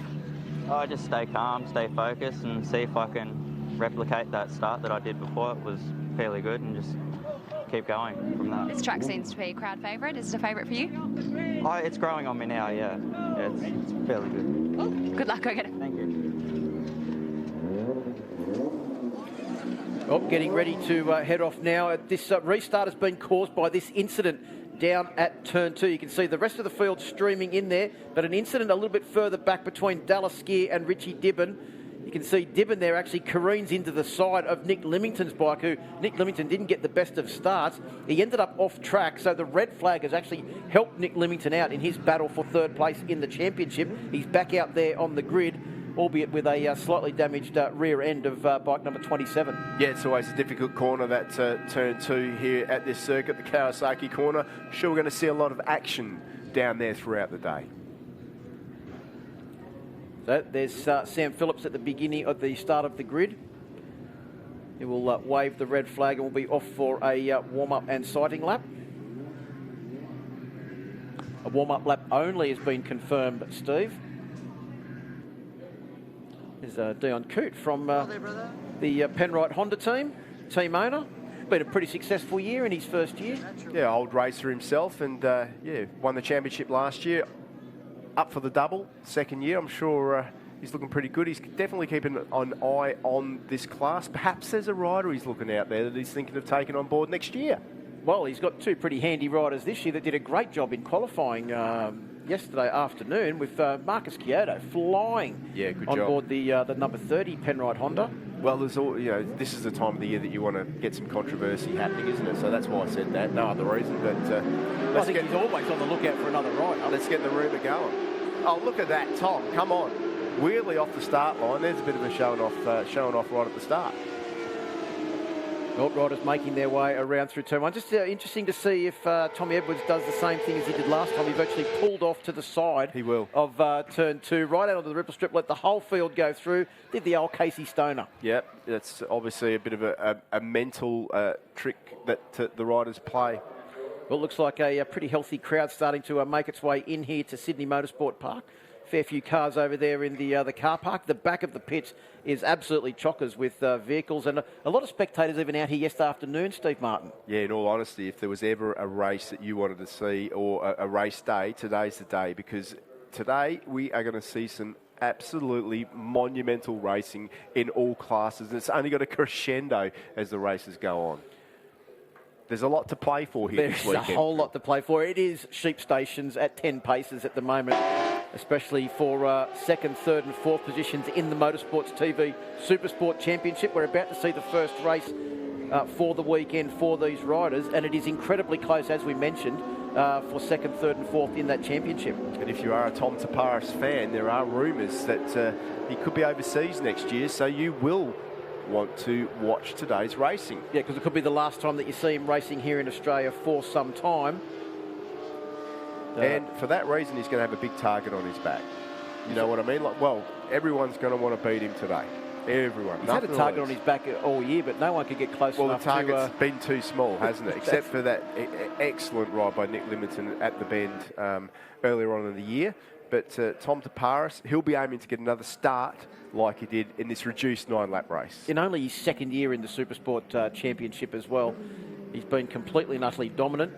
He's essentially did the same thing as Crew Halliday did last year. So our champion, Tom Taparis, starts from pole position on the first row of the grid. Joining him, Tom Edwards back from Supersport 300 duties, and also Jack Passfield. There he is. He's left that spot blank, pulling up at the last minute. Bit of a nose wheelie there. So Brock Pearson is second in the championship. He will start from the second row of the grid.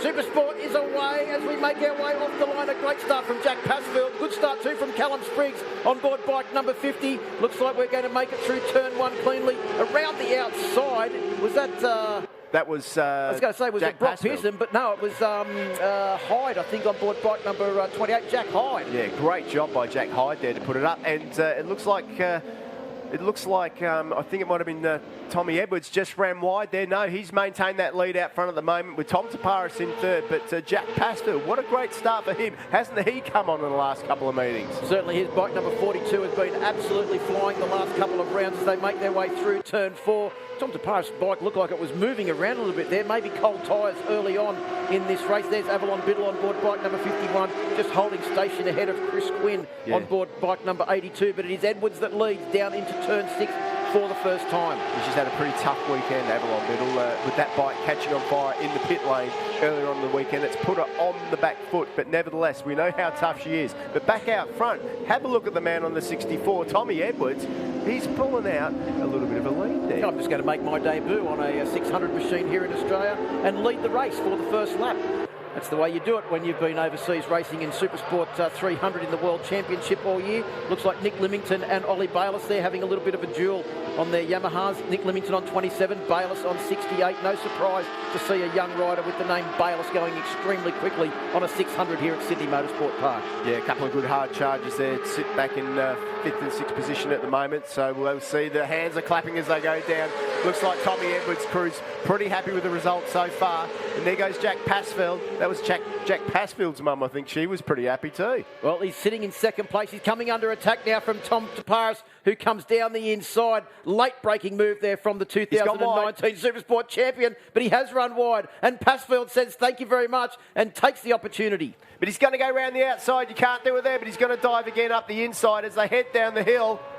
I think he realises that Tommy Edwards has got a pretty handy lead here at the moment. He's going to have to put in a couple of fast laps to try and reel in the fast-starting 64 machine. But look at this. Tries to go down the inside, does that successfulully, runs just a fraction wide, and straight up the inside, Jack Passfield. Yeah, he wasted no time to get back in front, but he's got through now, got the drive out of 5 and up the hill they go. And now he's got to chase. That's about nearly a 0.8 second gap by the look of it there. So Tom Taparis really is going to have to put down some lap times now. Look who else has got off to a cracking start. Aidan Hayes on 46. He's starting to close in on the back of Passfield as well as they come through the hairpin and up the KTM straight for the second time. We'll have a look and see what the gap has come down to. As they went through intermediate number 2, the gap from Edwards back to Tom Taparis was 0.798 of a second. So they stream through the final corner now, AGV turn, and out through YMF onto the Motul Pirelli start-finish straight. It is Edwards that leads, Taparis up into second place. He's tucked in behind the screen on board the Landbridge Transport Yamaha. And as they come across the line, the lead is now 0.879 of a second. And Aidan Hayes has made a move now up into third position, just got past Jack Passfield. So this is the best I've ever seen Aidan Hayes ride. He is absolutely on a mission. His home track here, we heard him on the grid. And I'll tell you what, he's making most of the opportunity. This is great to see. He liked that feeling of being on the podium twice at Phillip Island. Wants to repeat it here at his home round at Sydney Motorsport Park as we exit turn 3 and across the hump down in towards turn 4. It is Hayes and Passfield that are having a real good duel there for third place. But Taparis is, well, starting to try and reel in our early race leader, Tom Edwards. The gap has actually just extended another 1/10 of a second. It's out to 0.9 of a second now, but I think Taparis has reeled back in on the second intermediate as they come through turn 6.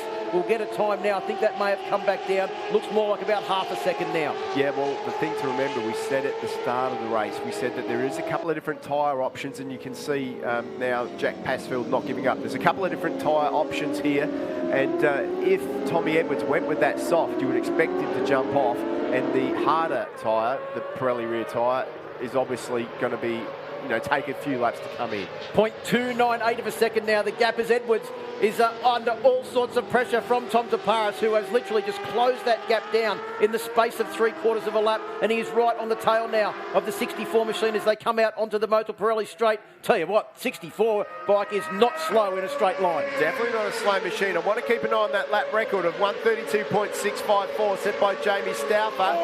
32.8.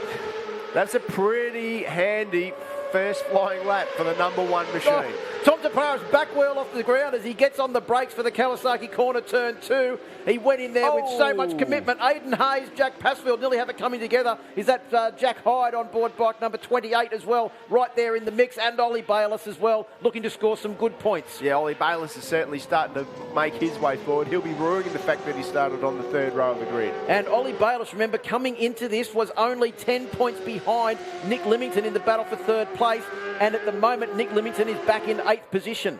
Yeah, so that's definitely going to play. Oh, look at the movement on Tommy Edwards' machine. He's run wide. That's given Tom Taparis. The 2 Toms are going at it. Up the inside, he has a bit of a look there. Can't quite play it off, but maybe into turn, no. Defensive line there by the 64 machine.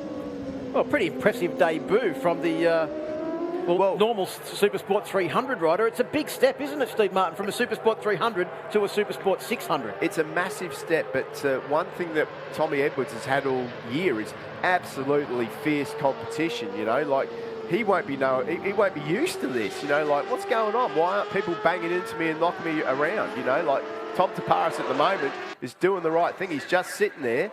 Let's just keep an eye on these lap times again as they come over the line. Last time 32.8. Couple of tenths off the lap record. They've just gone through 34.0.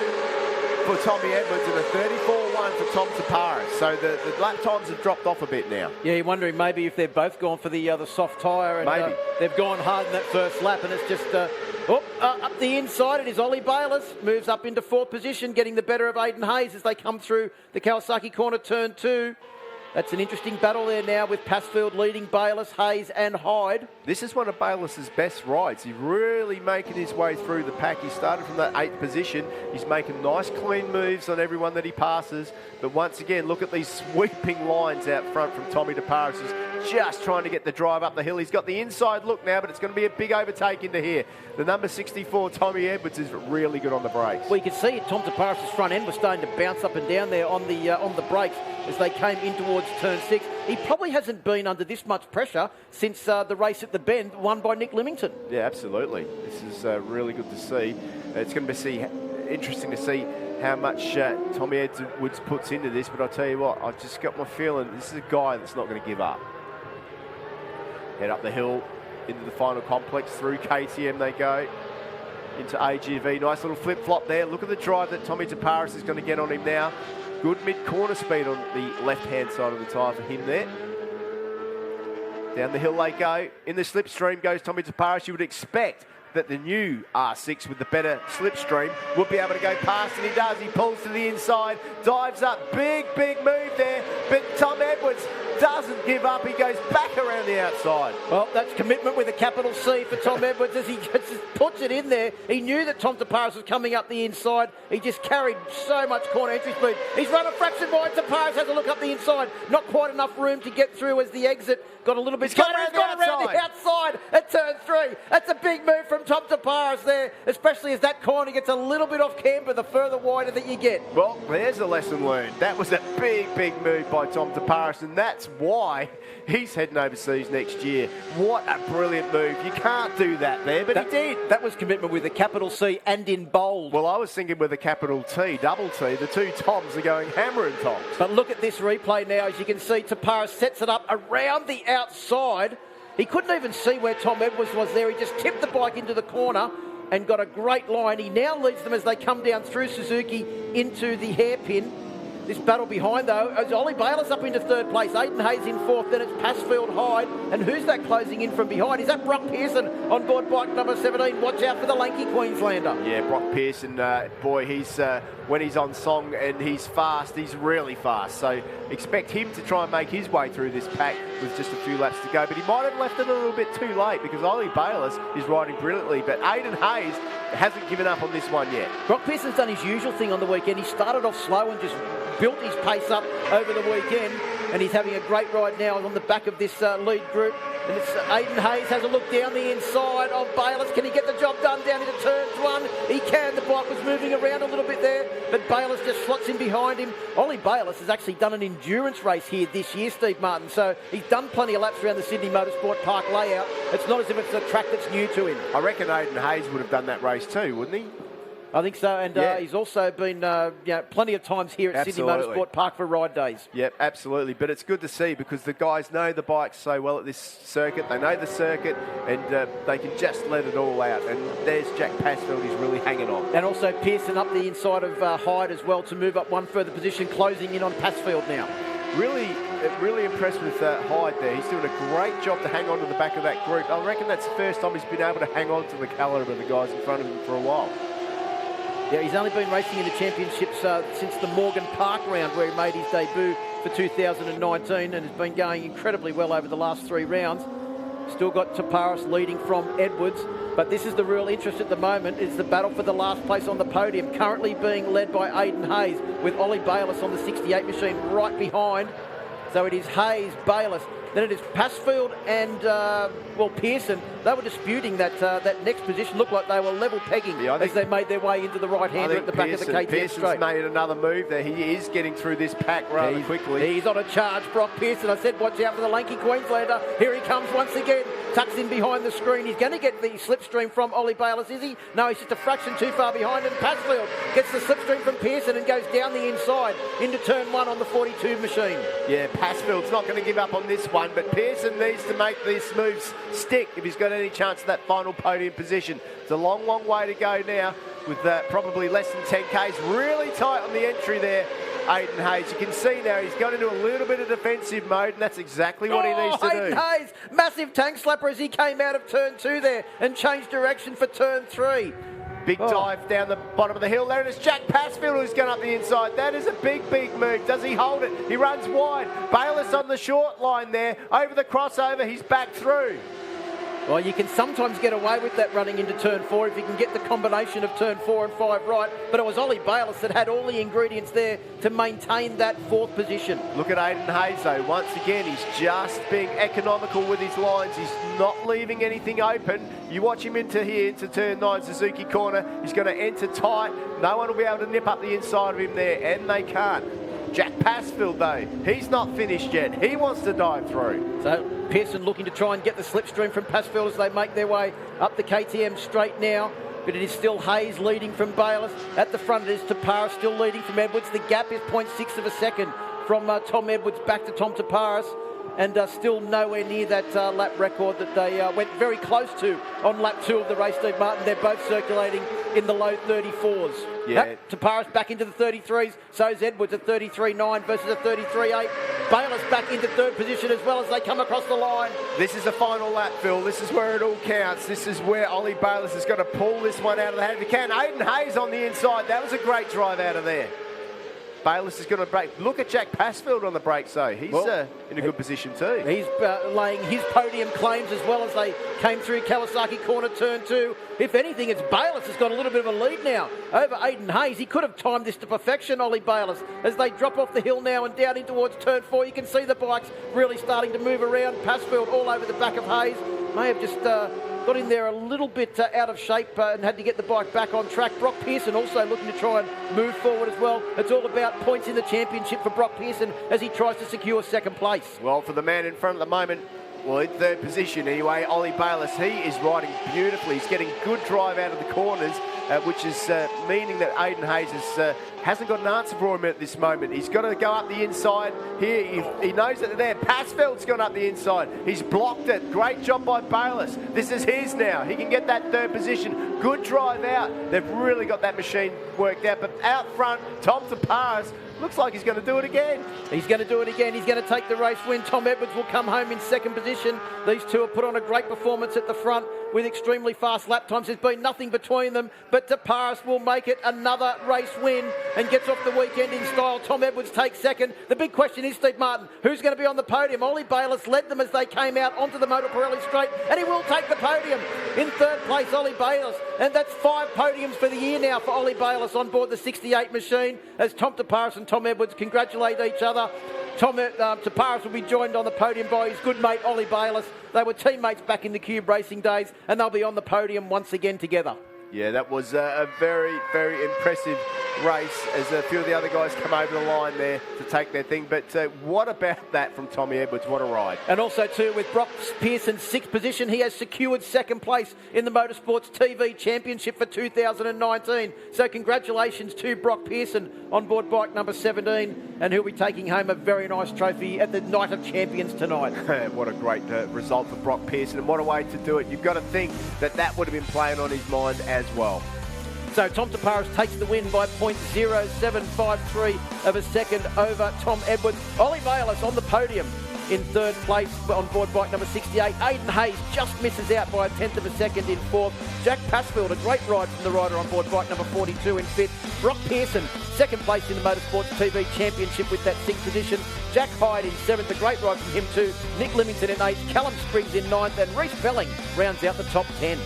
Ty Lynch, 11th spot for him with Andrew Edser on the Kawasaki in 12th position. Brodie Maloof in 13th. Chris Quinn on his comeback to the championship in 14th. Avalon Biddle, good result picking up the last point for her. And Luke Mitchell, uncharacteristically, down in 16th. Yeah, Luke Mitchell hasn't been doing a lot of racing lately. Good to see him back in the paddock as well. But congratulations to Tom Taparis on another race win. Takes his championship total points to 376. Brock Pearson on 261 is now 40 points ahead of Nick Limington. As we look at highlights of the Motorsports TV Supersport Race 1, it was a fast starting Tom Taparis that led them through turn 1 for the first time, but it wasn't long, Steve Martin, and Tom Edwards on board bike number 64, who is on a gold bike, and his performance early on was gold, gold, gold. It certainly was, lots of gold. But then up the inside, this happened, bang, there was action aplenty. Richie Dibb went down, Dallas Gear went down, Nick Lemonson went off, and as you can see, we needed to get the medical attention. Looks like, thankfully, everyone okay from that one. Hopefully they'll be back out. And the restart, though, Tom Paparis, we thought got the jump, but that wasn't the case. As they went through turn 1 for the first time, it was Jack Passfield on board bike number 42 that made his intentions quite clear. And from that point on, he was a leading contender for a good position in this race. You can see Edwards was away at the front on the Bike Biz machine, bike number 64, and Tom Paparis had to work overtime to try and get past Jack Passfield. He eventually did, and within a lap, he was right onto the back of the 64 machine. Yeah, he almost got that lap record from Jamie Stauffer, 32.6. He did a 32.8 on that lap to catch back up to the number 64 machine of Tommy Edwards. But what a ride Tommy Edwards had. He was showing all of us why he deserves to be racing that 300 Supersport World Championship, taking it to the boy. This was a great four-bike battle for the last place on the podium. It was being led by Jack Passfield half-race distance, as Tom Paparis and Tom Edwards were having a great little duel out the front. Paparis eventually got past Edwards, but he had to work extremely hard to try and do it. You can see he had a look there at turn 2, the Kawasaki corner, but Edwards wouldn't let him through. But then around the outside of turn 3, that was a big move and a big commitment move as well. Talking of commitment, Passfield up the inside, Bayless up the inside of him.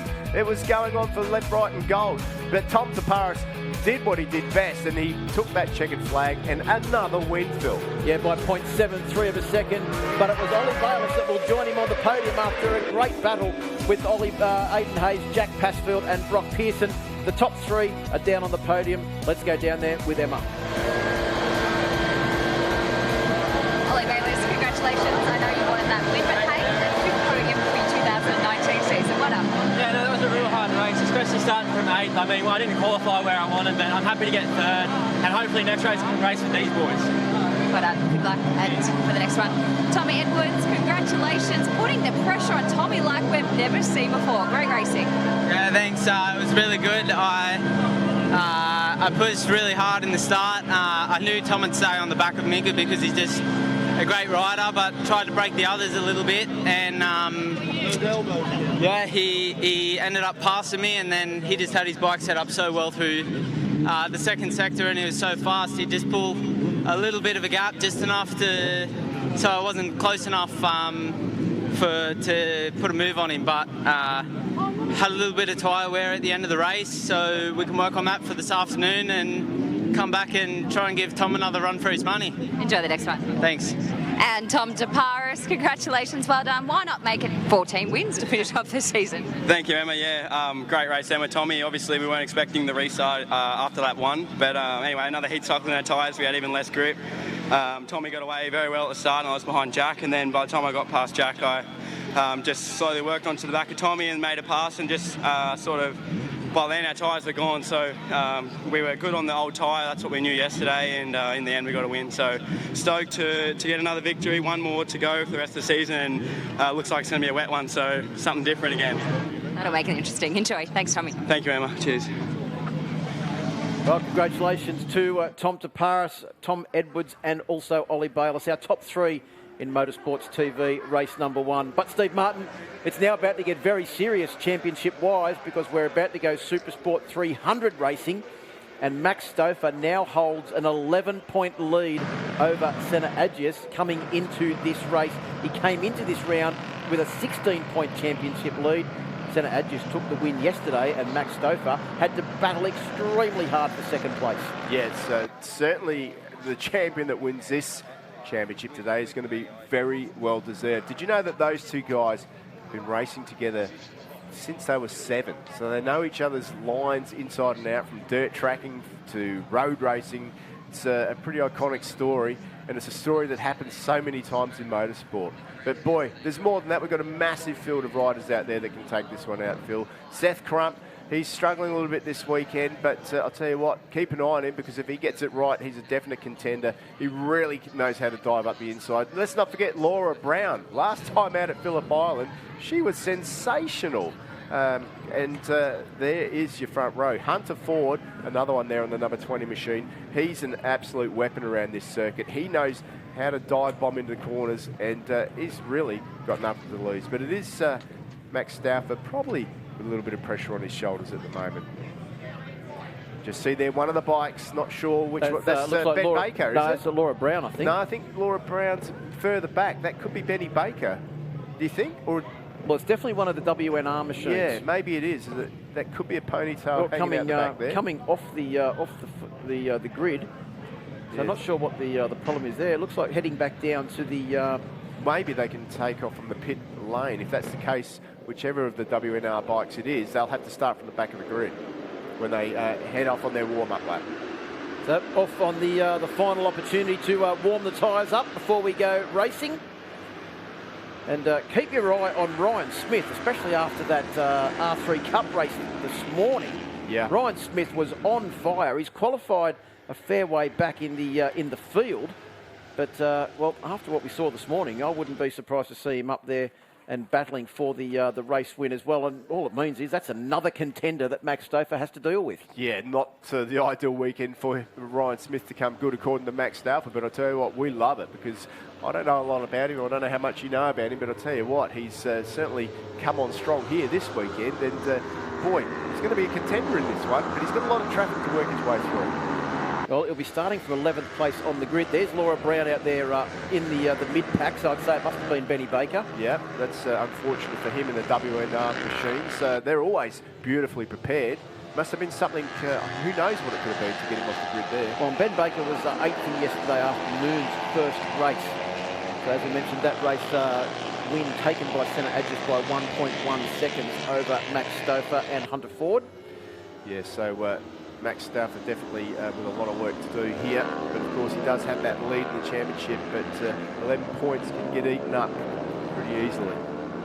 Well, I was wondering if maybe the Yamaha riders might have all tried and work together to try and get Max Stauffer up to the championship, just like Loris Capirossi did in 1990. I don't think that's the case. Hunter Ford will start from pole position with Max Stauffer and Senna Adjus joining him on the front row of the grid. Zach Levy, Brendan Demery and John Littris, action-packed second row. Yanni Shaw, conspicuous by his absence in the lead group yesterday, will start out of position number 7 with Luke Johnson and Ben Baker joining him on row 3. Max Stauffer, row 4, and Ben Baker, Luke Johnson and Yanni Shaw in 7th position. Then we've got Seth Crump back on the next row of the grid. I think that's row 5. But watch for the fast-starting KTM along with Ryan Smith and the 59 machine of Caleb Gilmore. Well, Steve Martin, they're coming down to take up their positions on the grid. The championship probably won't be won in this race, but it could very well be lost if one of our championship contenders has some sort of misdemeanour. Yeah, really looking forward to this one. It's going to be an absolute cracker. You can hear the crowd in the background there, Phil. I can't even understand who they're actually chanting for. Probably everyone. But Hunter Ford starts from pole position. Championship leader Max Stauffer starts from 2nd. Senna Adjus in 2nd place starts from 3rd. Supersport 300 is go. Steve Martin as we make our way down towards turn 1 for the first time. Stauffer's got a great start. Hunter Ford is straight into his slipstream, and Zach Levy is right there as well. Senna Adjus has been pushed back to about 4th position. Luke Johnson's also got off to a cracking start on board the 25 machine, but as they come down towards turn 2 for the first time, it's the Yamaha R3 brigade that lead them into the corner. It is Johnny Littris that will lead through turn 2 for the first time, and Adjus has made his way up into 3rd. That was a great move by Adjus. He was back a fair way, moved up, took the inside line there through turn 2, and brilliant drop, put himself in 3rd position. Maxi Stauffer, who got the jump initially, has got work to do. He's on the back of that group now, trying to pass Hunter Ford. Never an easy job. Well, as they make their way through turn 4, it is still Littris that leads. They're just looking to try and find a way past. Saw the front end there of Kyle O'Connell's machine. I thought he was on a pogo stick the way the front end was bouncing up and down as he changed direction from turn 4 to turn 5 on board bike number 42. Seth Clump in there as well on board the 57 machine. Good to see Seth having a good start to this race. Yeah, absolutely. He's always good off the blocks, is Seth. if he can just get on the toe there. He hasn't had the best of weekends this weekend, but I'll tell you what, keep an eye on him now because he's got it all to play for here, and he is making his way forward in this one. Well, Luke Johnson had a big dive down the inside there, very shallow into the corner, trying to get up the inside of Stouffer, but Stouffer was on the faster line, I think, on the outside, and will maintain his position as they come up towards the top end of the circuit now. It is still Littrus that leads from Levy. So Littrus on 308, Levy on 87, then it's Senna Adjus on board bike number 81. Hunter Ford on 20 is the next rider through. Then it's Max Stouffer and Luke Johnson line abreast as they come out onto the straight here. And towards the end of the straight, the Kawasaki is quicker, but the Yamaha R3 seems to jump out of the corner a little bit better. Yeah, absolutely. They're all pretty similar there. Big slipstream up the inside by Senna Adjus. He takes the lead into the big sweeper off the end, the YMI sweeper here at Sydney Motorsport Park. And now the field has got some catching to do. He had a second lead at the end of the race yesterday. Who's going to take it to the man in front, Senna Adjus? I think Zach Levy's just put up his hand and said, I'll have a go at that, as he makes his way through turn 2 in second position through the Kawasaki corner. Well, they can't afford to let him go. He's been on the Kawasaki now the longest out of all of these competitors, and he's probably been the most competitive man on that machine. And boy, he has a good crack at it. Hunter Ford looks up the inside. He can't do it there. Well, he rode the wheels off the bike at the first round at Phillip Island when it still had the standard suspension to score some good points, did Senna Adjus, as they make their way up the back of the circuit. Hunter Ford, he was almost in the drag strip, Steve Martin, as they made their way up. He's still on the yellow line. He's on the brakes for turn 6. But look at the back of Senna Adjus' machine. It's a blue crew machine of Zach Levy camped on the back there. It's almost like a Puma RV's RV trailer on the back of Senna Adjus' machine. And he's having a big look on the brakes as they come down in towards turn 9. He can't quite get past. Zach Levy doing a great job there, though. I mean, how good is this guy? He jumps off the start. But he's actually been getting better starts lately, in my opinion. Normally he comes through the pack, works his way forward, but just seems this last half of the year he's really got it together, Zach Levy. So good to see him up there. Started the year in a different team. He's gone back to his old setup, and it seems to be working for him. Was also one of the first to debut the brand new 2019 R3 as well. As we get advice that the race start is under investigation from Race Direction. That Seth Crump using the slipstream there to try and make his way up a position on the straight. Pulls out of the slipstream, and essentially his forward progress was halted immediately. Just keep an eye on Hunter Ford there. He's really strong into this turn 2. Looks to stay on the outside, but Zach Levy makes up a lot of ground too. In fact, it's Zach Levy who's stronger than Hunter Ford in the braking area. That's a pretty impressive job by the man in second position at the moment. I think that's Luke Johnson, Victor in race 2 at the last round at Phillip Island, has now moved up into 4th position as well on board the ProWorks Kawasaki Ninja 400. Right behind him is Johnny Littrus on the 308 machine. Then I think it's Seth Crump on board 57 in 6th position, and Max Stouffer is back in 7th position. But it is only lap 3 of the 8-lap race. Needs to be in a good position at the end of the race. And back there, Steve Martin, is he maybe just conserving the tyres for a last lap charge? I don't think so. When I'm looking at what I'm seeing right here now, this is sort of stretching out a little bit more than we would normally see. So I think that Maxi is just struggling a little bit at the moment. He really needs to dig deep, and he has. He's back on that leading group. Well, it looks like the Yamaha Mafia has mugged Senna Adjus at the front of the field as well. And while they've been doing that, Luke Johnson has slipped on through on board the 25 machine. As they come up the back straight now, it is Hunter Ford that leads from Luke Johnson, Zach Levy, and then Senna Adjus back to 4th position. So Senna's not having everything going his own way as he did yesterday. He has been the fastest man in this race so far with a 43.7 on that first flying lap. But as they stream out onto the Motul Pirelli straight now, it is Hunter Ford that leads. Johnson and Zach Levy is right in the slipstream of Johnson's ProWorks Kawasaki Ninja 400. There goes Zach Levy up the inside as well. And Senna Adjus makes a couple of moves and moves himself back up into second position. Kawasaki 1-2 at the moment. The Yamaha riders have work to do. And it's up the inside goes Senna Adjus. And he makes the move. Does he run wide? That's pretty deep. But I'll tell you what, he manages to turn that little 400 beautifully. Well, we've got a lead group now covered by 1.2 seconds that contains 9 riders. Who's the rider on the back of that lead group? Ryan Smith on board 292. We said to keep our eye out for him, Steve Martin, and he's proving us right. Well, he's not on the back of that group now because he's just gone past Brandon Demery, I think. So he's just moved up another spot. So good to see him boy, come of age in such a quick time. You can just see a couple of gesticulations there in the back of the field as well, saying, stay behind me, stay behind me. Maxi Stauffer now, halfway through the race, has got to be starting to ask some questions. He's got to be wondering what he needs to do. This is championship time. He's got to dig deep. So he's sitting there behind Johnny Littress on the 308 machine as Luke Johnson comes up the inside, runs wide. Zach Levy goes back into the lead. Johnson's way wide. He's lucky to keep the bike on track as they come out of turn 9 and down the KTM back straight now. It is still Levy that leads. Adjus back up into the lead now on the 81 machine. Where is Hunter Ford? He has slipped back down the field. He's back down to 7th position now. So in 3rd place it is Luke Johnson, then it's Johnny Littress, and then Max Stauffer with that muffler on centre Adjus machine really starting to wobble around a bit there. Yeah, you've got to think that Hunter Ford's probably had a moment or something, hasn't he? Because normally he doesn't slip back that far. But you can see now that, bang, both Kawasaki's again straight back past the number 87 machine as they head into that really fast YMI turn 1 here at the Sydney Motorsport Park. Hard on the brakes. We saw how good centre Adjus was, but Luke Johnson's got in deep this time. Around the outside goes Zach Levy, just trying for an inside move into turn 3, and he's lined that up perfectly. Look at that! That was set up perfectly by Zach Levy there. Well, that's a master craftsman at work, isn't it? That was a brilliant move. You don't see that too often. He really deserved that move. He set it up the corner before, chose the right one, kept that corner speed up, and dived through to take the lead. We've got a faller though. That is number 59.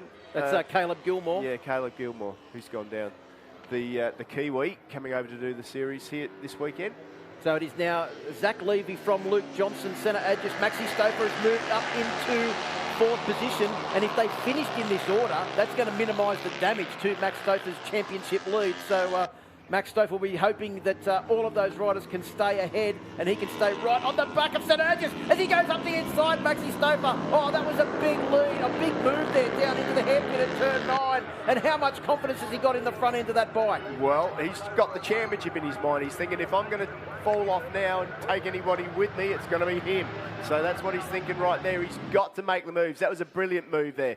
You can just see there's the Kiwi going down in turn 2. Just got in a little bit too deep, locked the front there, and unfortunately the end of this race, but luckily another one later on for him today. Well, Max Stauffer right in the slipstream of Luke Johnson's 25 machine as well, and centre Adjus was a little bit further back. What's it going to be like at the end of the straight? They're going to have to try and set themselves up for turn 1. As Adjus goes around the outside, Johnson goes into the race lead.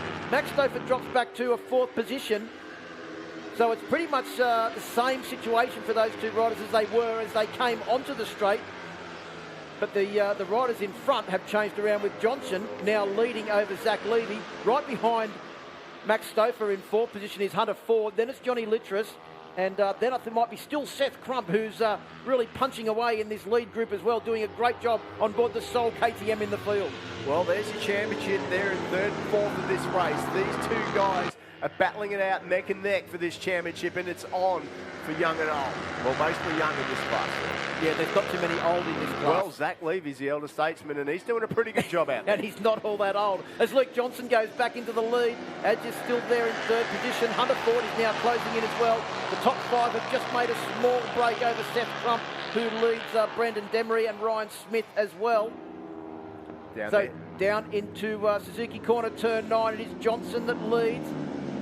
Does he hold it? That was a pretty great dive there, but he does. He did a pretty good job. He just cut the line off there and didn't leave anywhere any track position really. See the super tight line on the exit though too from Zach Levy, who's got the better line as they come through turn 10, but he was essentially lent on there by centre Adjus on board bike number 81 as they come out onto the straight. This will complete 6 laps, so 2 laps to go at the completion of this lap. Steve Martin just on 8 kilometres to go. It looks like a big snake making its way down the start-finish line. Everyone trying to get a slipstream advantage. Luke Johnson on the ProWorks Kawasaki still holds the lead just from centre Adjus. There we go. There's Zach Levy and Hunter Ford now towing Max Stauffer with Seth Crump, who's made his way right up onto the back of Max Stauffer as well on 57. In fact, he's going up the inside, Seth Crump. Can he move up another position? No, I thought he was going to go the inside of Hunter Ford as well. This is not working in the favour of Max Stauffer at the moment. We're nearly coming to the end of this one. He doesn't want to be any further back than that. with Senna Agis in third position at the moment. We know how good a drive Senna Agis gets off, and especially the speed of the Kawasaki down the straight here. It's working to their favour at the moment. Well, remember, Max Stouffer came into this race with an 11-point championship lead, 25 points for first, 20 points for second, 18 points for third, 17 points for fourth is the point structure, Steve Martin. So it is imperative that if Senna Agis wins the race, that Max Stouffer finishes as close to him as he possibly can to minimise the damage. Well, he hasn't won yet because Hunter Ford's strong here. Luke Johnson's strong here as well. And Zach Levy, as we go into the final lap, anything can happen. It's pretty close, as you would expect. Brandon Debris in the background there too. You can't count him out. Well, all of those riders in that lead group, I think, have won races in the 2019 Supersport 300 Championship. Yeah, absolutely. They're all contenders and they're all fast. Any one of them can win. As you say, Phil, we head around the top end of the circuit through AGV corner into YMF. Get down, full gas now. Hunter Ford, you can't get much closer than that. You can't get any more in the slipstream than he is. Well, as they come off the straight, they will get the last lap board at the completion of this lap. As Luke Johnson and Senna Agis wave to each other going down the start-finish straight. It is Senna Agis that takes the lead, but here comes the Yamaha crew, led by Zach Levy, Hunter Ford with Max Stouffer in tow as they make their way through turn one. It is all to play for now, Steve Martin. 3.93 kilometres to go in the second last race of the Supersport 300 Championship. And it's Senna Agis who takes the lead. What a critical moment of the race for him. Max Stouffer now moves up the inside. Good move by him. Max has put himself in a good position too now. Up just behind the number 87, Zach Levy, but he doesn't want to finish in that fourth if Senna wins. He's got to make his way forward. And it's Hunter Ford up the inside, not helping Max Stouffer at all there. Hunter's going for the win though, we know what he's like. So as they make their way through turn 5, it is the Kawasaki's of Agis and Johnson that lead. Zach Levy, Hunter Ford, Maxi Stouffer. Then it is Brandon Demery, I think, that's made his way up into a 6th position right behind Max Stouffer on the 11 machine there is Demery. Senna Agis out front doing what he does best, leading the way, winner yesterday as they head around Corporate Hill down into through the YMI corner, and up the inside goes Luke Johnson. Oh, that's so close. Well, I thought there that Zach Levy was going to have a big lunge right down the inside on the brakes to try and get up in the head of the Kawasaki's. Down the KTM straight there, snaking once again. It is still Agis that leads though through the final corners now. Has he got the drive out onto the straight? Will the Yamahas be able to use the slipstream of Luke Johnson, who takes a very tight line on the entry into AGV corner? Where is Maxi Stouffer as they come out onto the start-finish straight? Is back in about 4th position now, I think, as they take the run to the line. Max Stouffer looks like he might get 4th, but Agis will take the lead and narrow the championship gap down. Here comes Luke Johnson. Luke Johnson's going to take the win. He takes his 2nd win of the championship, Luke Johnson, on the ProWorks Kawasaki bike number 25. And he's over the moon with that victory. But 2nd place is Senna Agis. That's 5 points taken away from Agis in the championship. Zach Levy in 3rd place and Maxi Stouffer finishes in 4th. Luke Johnson just became Maxi Stouffer's best mate by doing that move. I'm not sure if Senna Agis will be too happy about that, but I tell you what, that was a crack of a race. Everyone seems pretty happy as the rest of the field come over the line there. But that was Peter Nerlich just getting the nod in that big group of riders as they came across the line on board bike number 97. Congratulations to Luke Johnson. 2 race wins in 2 rounds for the ProWorks Kawasaki. And hasn't he announced himself ever since he jumped on board the ProWorks Ninja 400 a couple of rounds ago? Yeah, I went down and spoke to him earlier on the weekend. He's a really nice little guy too. There's the results. Luke Johnson takes the win from Senna Agis in 2nd position. Zach Levy, the first Yamaha, in 3rd position. Maxi Stouffer in 4th. Brandon Demery made his way up to 5th. John Littress, who was featuring up the front, good result from him. Hunter Ford, he was also right up there at the start of the race. Seth Crump had his moments as well. Yanni Shaw, we didn't get to talk too much about him. And Ryan Smith, watch out for him in the future. Poor old Max Stouffer, 0.8 of a second from the race win. Once again, not on the podium. Kyle O'Connell in 11th place. Benny Baker in 12th. Matty Rindell, who was victorious at the GP support race last weekend, back there in 13th position as well. Silas Bunting and James Jacobs rounding out the top 15. And there he is, Luke Johnson. Great result for him. Have a look at the highlights of this race, and weren't there some, Steve Martin, as they got away off the line. It was a great start for Max Stouffer on board bike number 27. He led the championship by 11 points coming into this race. got a good start and led them through turn 1, but it was all the usual players that were there in that lead group with positions changing pretty much every corner of every lap. The Kawasaki's were fast at the end of the straight, but the Yamahas were good around the back of the circuit, and they were very good on the brakes with Max Stouffer, Hunter Ford, Zach Levy all making big moves on the brakes. Yeah, absolutely. It was a very important race for our 2 championship leaders. Senna Agis, who had made his way towards the front, and also the number 27 there in the background, Max Stouffer, trying to do everything he could to get towards what's been a pretty good weekend for Senna Agis so far. Hunter Ford was up there, but Luke Johnson and Zach Levy went past him down the main straight numerous occasions. Once the peloton made its way down the start-finish straight every lap, the position changed. Leading one lap, 7th the next lap. Luke Johnson was also very good on the brakes and had a few big dives down into the hairpin that Suzuki. Unfortunately ran wide a few times as well, which meant that he had to fight his way back through the pack. That move from Zach Levy, that was unbelievable. That was nearly as good as he's won in the R3 Cup race this morning. Absolutely. If you never have a go, you'll never know. And unfortunately for the New Zealander, he went down the number 59 machine. That was, of course, Caleb Gilmore, taking no further part of that race. But hopefully he'll be back this afternoon. Johnson led out of turn 5 up the hill, but then it was Agis that was back into the lead very, very quickly. Down into the Kawasaki corner, it was the 2 Kawasaki's that led. You can see there Hunter Ford, Seth Crump getting a few different lines there as I think that was Johnny Littress came up the inside, and it was about this time that Yanni Shaw finally dragged himself forward into the lead pack. Yeah, be interested to see what Yanni Shaw can do next time out if he can get a better start because we know he's got race-winning pace when it counts. But those Kawasaki's again, Luke Johnson takes the win from number 81, Senna Agis. And boy, that's closed things up in the championship, Phil. Yep, 367 to Max Stouffer, 359 to Senna Agis. So 9 points the difference with one race to go this afternoon. Our top 3 are on the podium with Emma. Starting with Zach Levy and his beautiful little niece, Willow. Are you going to put her to sleep today? Because she did not get her nap yesterday afternoon, you know that? Yeah, and I'll let her mum and her auntie do that.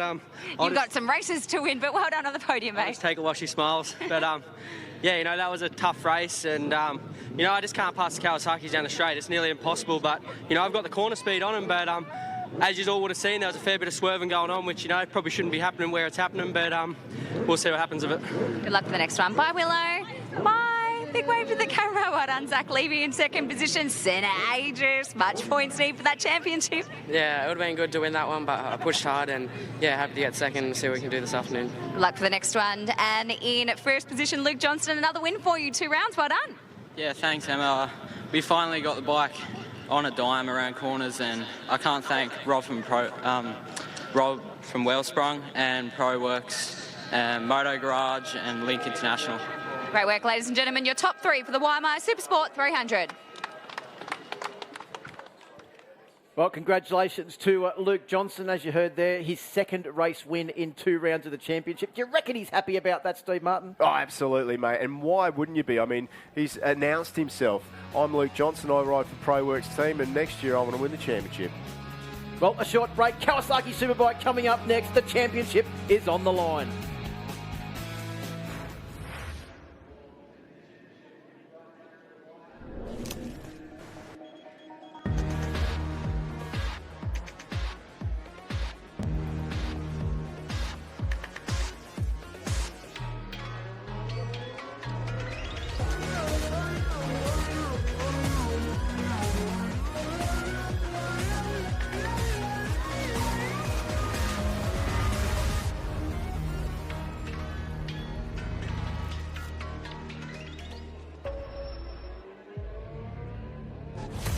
We are the innovators, the specialists, the ones who power the wheels of progress. Extraordinary innovation for on-road and off-road terrain. Estacore technology for improved engine protection and performance. We are going a step beyond to a new generation of motor oils. This is the vision of innovation. The new 300V squared.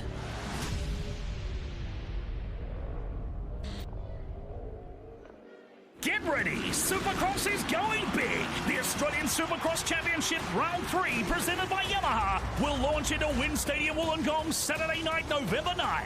See Australia's best take on Americans Justin Brayton and more in bar-to-bar Supercross action. Plus Robbie Madison, Hot Wheels Stunt Show, Freestyle Motocross and much more. It's a huge night of motorsport for the whole family. Whatever you do, don't miss this one. Tickets selling fast at Ticketmaster.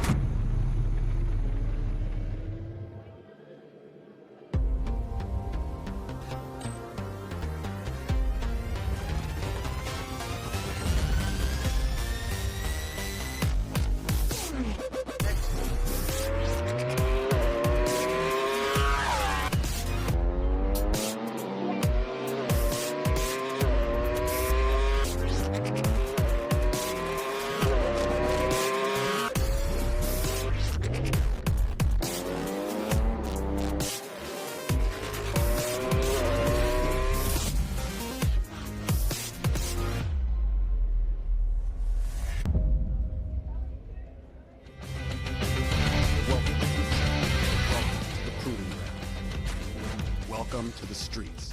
Welcome to the concrete battleground. To run the streets, it takes swagger and an unapologetic attitude. To rule the track, it takes precision and lightning-fast reflexes. To rule the track and run the streets, it takes fearless instincts.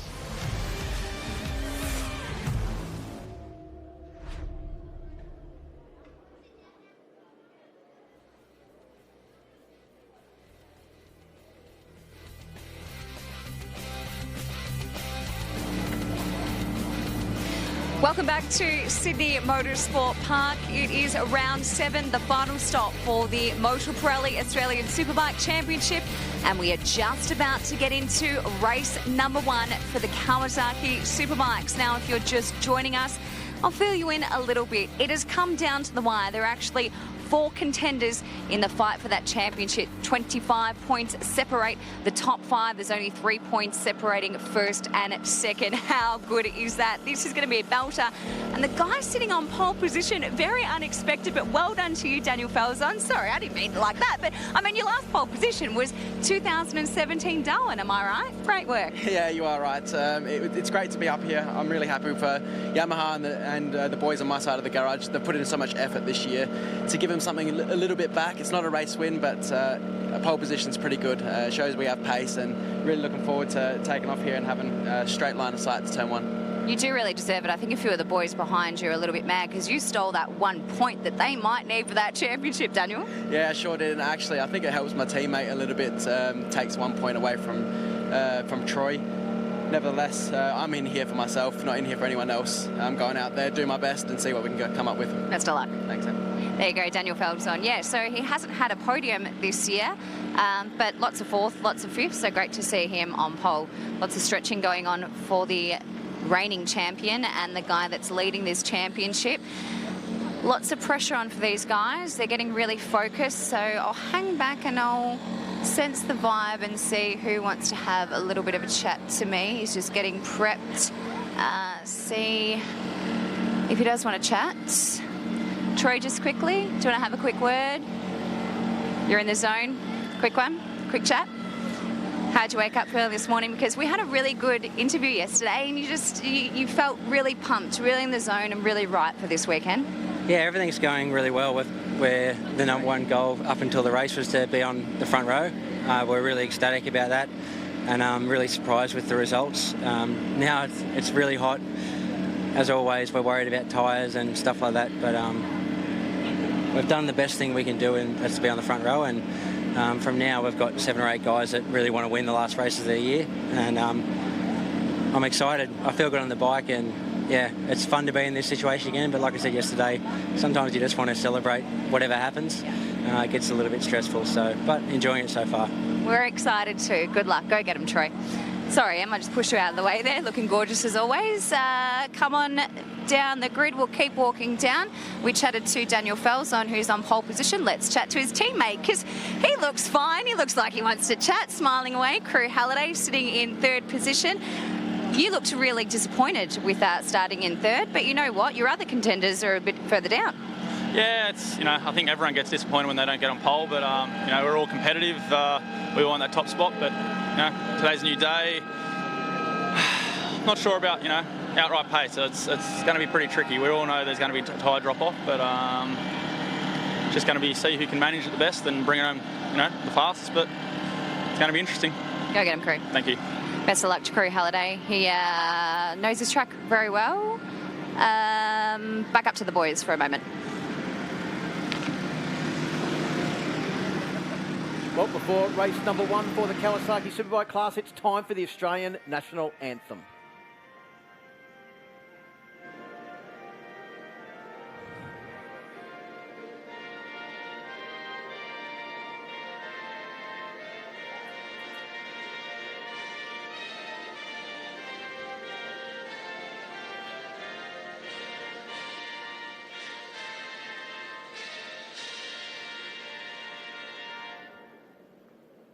Back down to Em on the grid. Just watching on with Waymaxo. Hey, Wayno. Hey, how are you? Looking like, oh, look, you're all happy. I thought I'd leave you because I thought you were into the zone, but smiling and enjoying this week, like you mentioned earlier. It's like it's grand final week, right? Yeah, it's grand final. It's a big dance, isn't it? So, yeah, look, we're happy to be here and involved in it. And look, 2 13-lap battles to go. Let's get the first one out of the way, and then we can focus on the second one. From that. Best of luck, Wayno. Thank you. I'll swing around this way, and we'll stay under the umbrella with Dale Breed. Ready? How are you feeling, mate? From 1 to 10, stress levels at about 11? Oh, yeah, no, we're all right. I think, as Wayne said earlier, I think we've got a good bike, and Wayne just knows what to do, so we'll be fine. I think conditions are pretty good, and as I say, I think over the race distance, we've got a pretty good package. Best of luck. Thanks. All right, let's keep walking. Hey, oh, Marcus, that ice. I would love some of that ice right now. Not after it's been on your sweaty face, though, but hey, this year for you, sensational, another great qualifying position. Well done. Thank you. Yeah, no, it's been good. Hopefully we can cap it off with some good results today. Best of luck. Go get him. Marcus, second year on Superbike, doing really well with the Penrite Honda Racing team. I'm just looking around. Of course, we have to speak to this. No, he just put his helmet on. He may not want to chat. Let's chat to Ben Henry. Mike Jones starting from 7th position. How's he feeling? What was he chatting to you about this morning? Feeling better than yesterday? Honestly, I think he's in a good spot. Like mentally, I reckon he's good to go. And I'm looking forward to seeing the race unfold. I think he can do it from here. The opening handful of laps will be important, but I reckon he's got what he needs, and game on.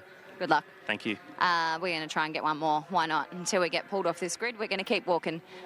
We will leave Mike because, yeah, he is getting very focused. Okay, I'm going to walk across here and just check in quickly with BC Performance Kawasaki. Calvin Riley was just expecting where you expected to qualify today. Not too bad. One of your best qualifying positions, right? Actually, probably is one of our best qualifying positions. There you go, I picked it. Thank you. Yeah, no, we feel fairly confident. To be fair, it's going to be, let's see how this race pans out. Nobody really knows towards the end of the race on tyre wear. We feel okay. We know we're in a good spot, and it's up to the riders now to race. Good luck. Thank you. All right, guys. Well, we are almost clearing the grid. Just walk with me. We'll see who we can find as we clear the grid. Next gen team are walking off. No. Alex Phyllis's team. Alex has had some consistent top 10 results this year. Hey, Max Stouffer just come off a race. Championship still in fight for 300s class? Yeah, it's going strong. I had a decent race then. Limited the points as much as I could. I think it's down to 8 points now. But down to the wire. That's the way we like to see it, Maxie. Yeah, it's a close one. Good luck. I've lost my cameraman, Rich. Okay, we are officially clear on the grid, boys. As we expected, as we like to see, it is down to the wire. It's going to be down to race number 2. Who is going to win this championship? It's over to you, Phil Harlem and Steve Martin. Well, here we are at Sydney Motorsport Park, and what a place this is. It's 3.93 kilometres long, but I'll tell you what, it's not easy to find your way around this circuit. Turn 1 is hard and fast, 200 kilometres an hour. That rear end really starts to slide through there, and you've got to use all the track on the exit in one of the hardest braking second gear corners. Really easy to lose the front wear there, and we've seen it happen as well. Right hand, click up through the gearbox, 125 k's an hour, over the hill, down the hill, into turn 4, the MA corner. Overtaking opportunities down into there, and through the flip-flop into the Pirelli 5. Watch out up the hill, big drives, stay on the track, easy to outdive down into turn 6. Back into first gear there, up the hill you go, corporate hill, that's what they used to call in the old days. Get it hanging out there, big corner for tyre wear. Dive bomb into turn 8, the KTM corner. Plenty of overtaking there, especially on the last lap. A real quick change of direction through 9 and 10 through the AGV corner there.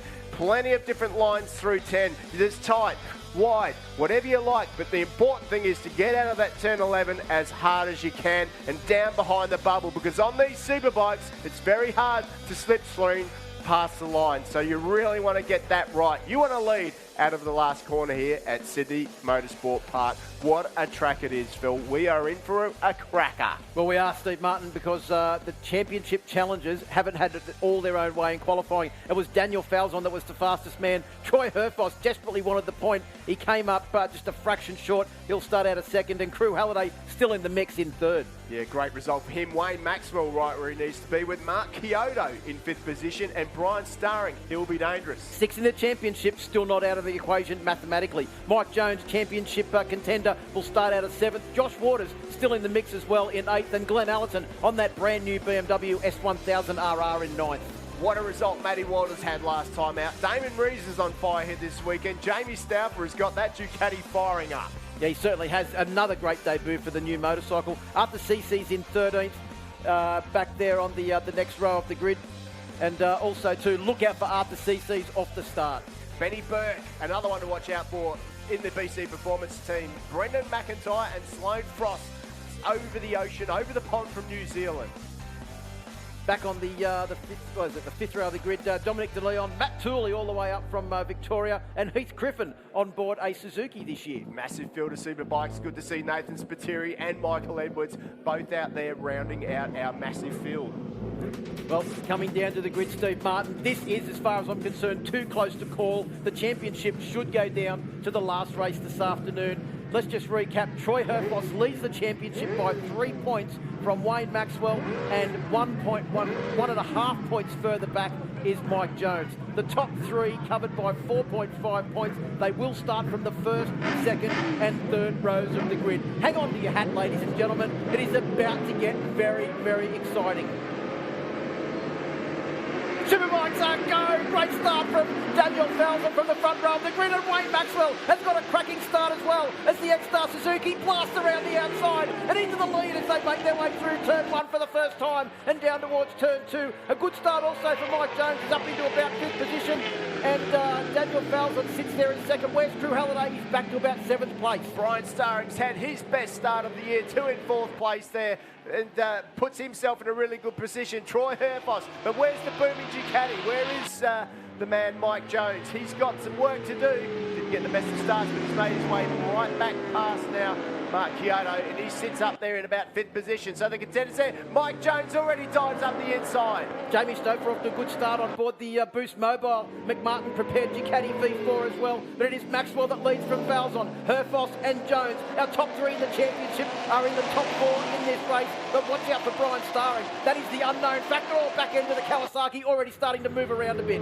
Well, Jones just dove past Starring. Jones knows that he needs to be with this leading group. We've got all our contenders in contention at the front of this race.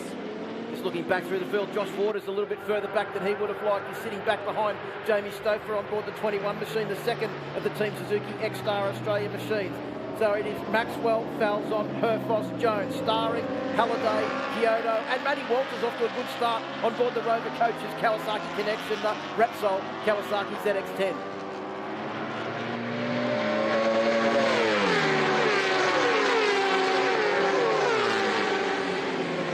1,000 horsepower blasting its way down the Motul. Pirelli start finish straight. Falzon around the outside of Maxwell on the run through turn 1. Back end out of shape, off the ground and into turn 2. Can he hold at the Kawasaki corner? Falzon holds onto it and leads the race as they come out of turn 2 for the second time. Maxwell and Jones right on his tail. Herfoss has slipped back to 4th place, starring in 5th. And then it's Crew Halliday looking like he's on a march now on board the 65 machine, the second of the Yamaha YZF R1Ms. Falzon, what a move that was, and now it's the 3 contenders side by side. Jones up the inside again. Boy, he's got a tight line there, hasn't he? Herfoss tries to go round the outside. He's not going to do it there, but boy, he knows that Jones is so strong on the front end. He's got to try and find a way past, and he does. He's on the gas early up the inside, over the top of the hill. Can't do it.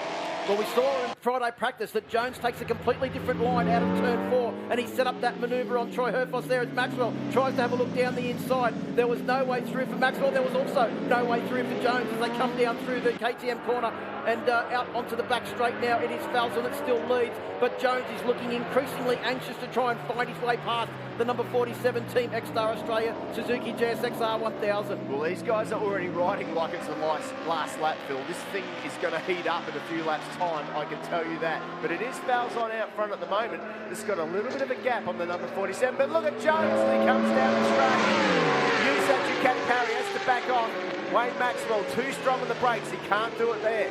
Well, Maxwell is so strong into turn 1 there that Jones saw a bit of a gap. He went for it and he couldn't quite get through. And Herfoss has bounced. He's coming around the outside. How's the front end bounce from Troy Herfoss there? Oh, that was a big move from Herfoss. He has a lot of confidence, obviously, in the front end, trying to put the bike in that position and make its way through. Brian Starring is still there, so is Crew Halliday. This is a very interesting battle now between our top 6. Herfoss is definitely trying to wind things up. Big corner speed through turn 1 here he had. He's trying to find a way past the number 46 Ducati, but once again, Mike Jones in that midsection through the MA flip-flop just does a great job at taking that narrow line into the corner. No one can overtake him then.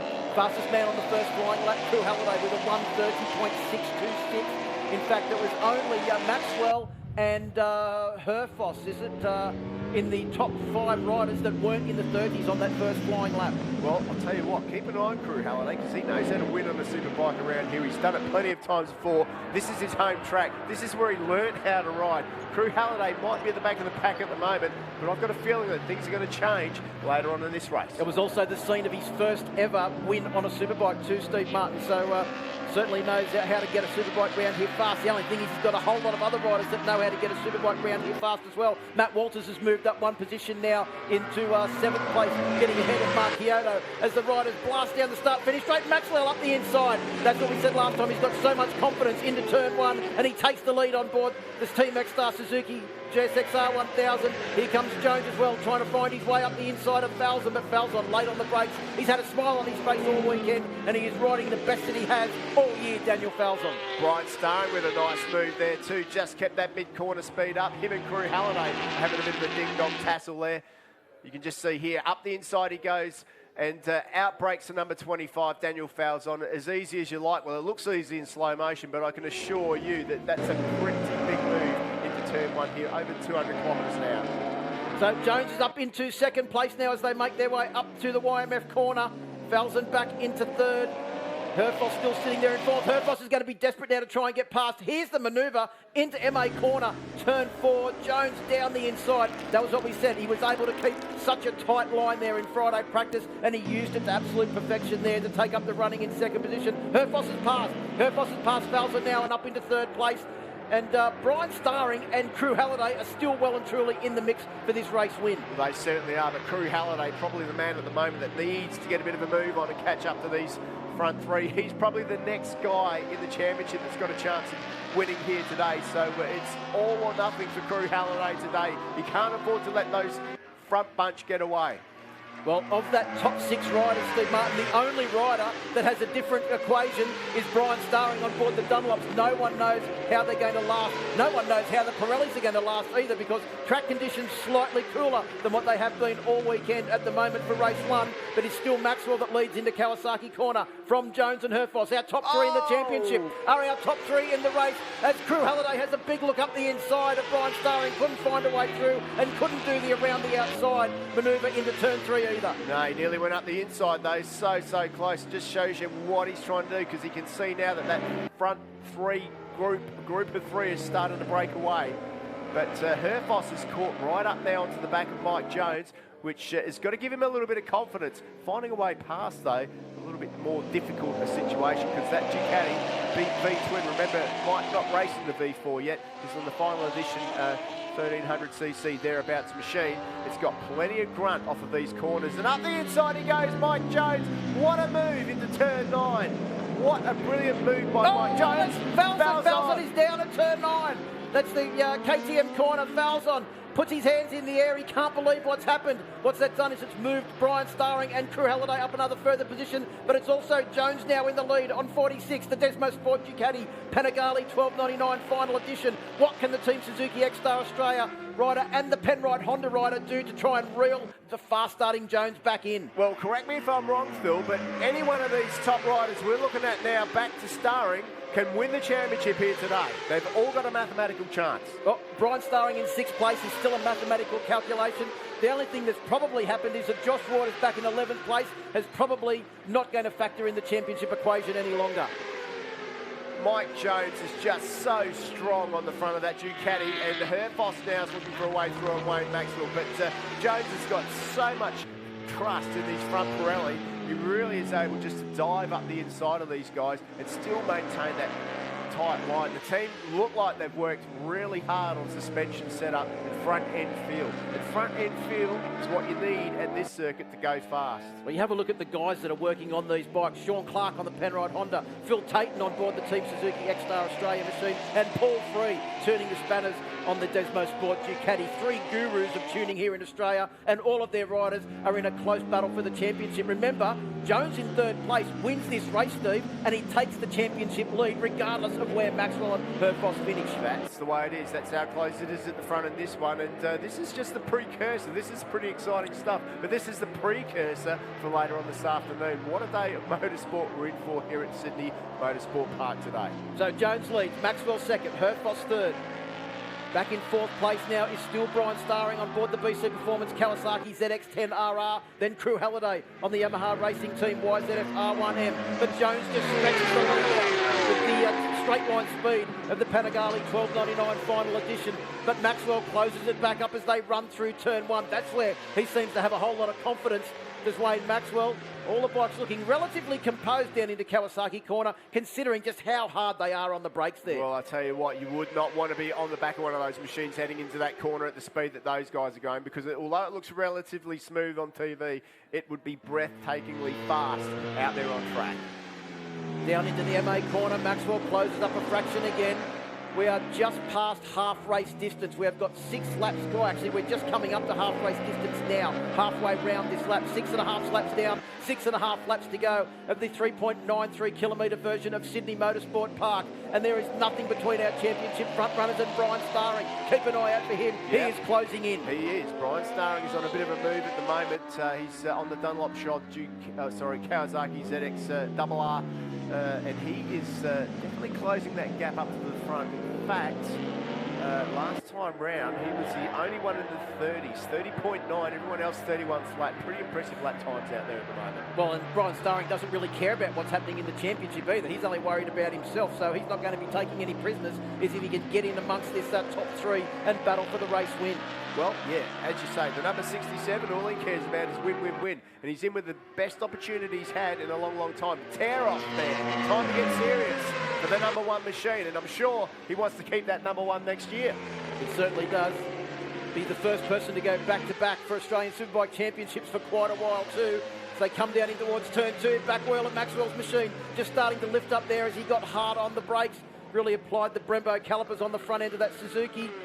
They close up through turn 2. Look at Herfoss. He's looking for a tight line. No, there's no way through there for Wayne Maxwell, for Troy Herfoss on Wayne Maxwell. But I'll tell you what, he's got that one in the bank. When things get desperate, he's got that as a possible overtaking manoeuvre. He's looked at that and thought, yeah, maybe not now, but maybe later this afternoon. I reckon I can sneak through there if the conditions are right. So keep an eye on that spot. Troy Herfoss has got that marked off as one of his possible overtaking spots, in my opinion. When it comes to Wade Maxwell and Troy Herfoss, I don't think they would have discounted any single corner on this circuit as a possible overtaking opportunity. They are both masters of being able to create something out of nothing. Probably the smoothest looking bike of the bunch out there at the moment is Mike Jones's bike. It's looking pretty composed. Herfoss's things moving around probably a little bit more, but than perhaps the others. And also, if you look at Maxwell into turn one, he's got that thing moving around everywhere into turn one. So. Well, that was the thing that was very noticeable too at Morgan Park, wasn't it? An incredibly bumpy circuit. The Desmosport Ducati seem to be riding the bumps better than any other motorcycle, and it's doing a great job here at the moment. As we come down onto the Motul Pirelli start-finish straight, we will complete 8 laps of the 13-lap journey, and the gap between our top 4 is, as they come across the line, Steve, 0.9 of a second, 1.1 seconds to Crew Halliday from the race lead back in 5th position. That gap's come down now. Maxwell right on the back wheel of Jones. Jones giving it everything he's got, but that's a nice little group that we've got formed there right now. All of them in the 31s too. 31.3 for Jones, 31.1 for Maxwell, 31.2 for Herfoss, 31.3 for Starring, and 31.1 for Halliday. 0.2 of a second between the lap times of our top 5. Yeah, it's pretty impressive stuff out there at the moment. Halliday will be ruining that bad start, getting caught behind the guys at the start because he's got the pace to win this, but you know what? You can't afford to give anything away at the start. Herfoss up the inside of turn 6, down the inside of Maxwell. He feels that now is the time to try and make his move. He's got past the former champion, his former teammate as well, Wayne Maxwell. And we've seen those two come to blows over the years as well. Plenty of times on track and a couple of times in Parc Fermé as well as they make their way down through turn 9 now. Here's Herfoss up to 2nd place. What has he got in the bag of tricks as he makes his way up the KTM straight? Jones has got a little bit of a lead now. I think that's what he saw, and he saw now is the time to go and really pin the ears back and try and reel in the fast Desmosport Ducati. Yeah, that was a great move. You can see him there. He's got great drive out there and up the inside. Maxwell wasn't expecting that, but he got on the gas earlier too. So Herfoss looks like he's got a little bit more rear tyre than Maxwell at the moment. And Maxwell's starting to go off the back of the pack now. He needs to recompose. He needs to give it everything he's got if he's going to do it. But the man on the number 1 Troy, wide. That's all right. You can do that there. You can be a little bit wide there. He's just got to keep that mid-corner speed up because Jones now has got a 3-4 bike length lead. How was the big black line that Troy Herfoss left with that rear Pirelli as he made his way through turn 1 on the wide line? Maxwell has just dropped off the back, and in actual fact, he's going to come under attention from Brian Starring very, very shortly as the BC Performance Kawasaki has not dropped off the pace either. No, Starring last time through with a 31.6. Lap times have come down. It was Maxwell with this last lap time that time through, 31.8 for him, 31.1 for Mike Jones, and that's why Herfoss decided that it was time to strike. But it looks like he has composed himself, Wayne Maxwell. Now he's back on track. So head up the hill again through the fast blind left-hander that they call Suzuki, into the hairpin. Hard on the brakes. Starring's looking pretty good there. Down to M for a quick update. Henry, so this means that if Mike wins this, you'll be leading that championship by half a point. Half a point, yeah. There won't be much in it. I'm super nervous. So, look, he can do it. He's just starting to break him, I think. But you can never count out Troy Herfoss. He's a machine. Thanks, Ben. Good luck. No worries. And for those viewing at home, that is a very nervous Ben Henry. Very nervous. He wasn't too excited, and he knows that 3 laps around this circuit is still a long way to go, a lot of corners, but a lot of things can happen, some good and some bad. So Mike Jones with a job at hand to do.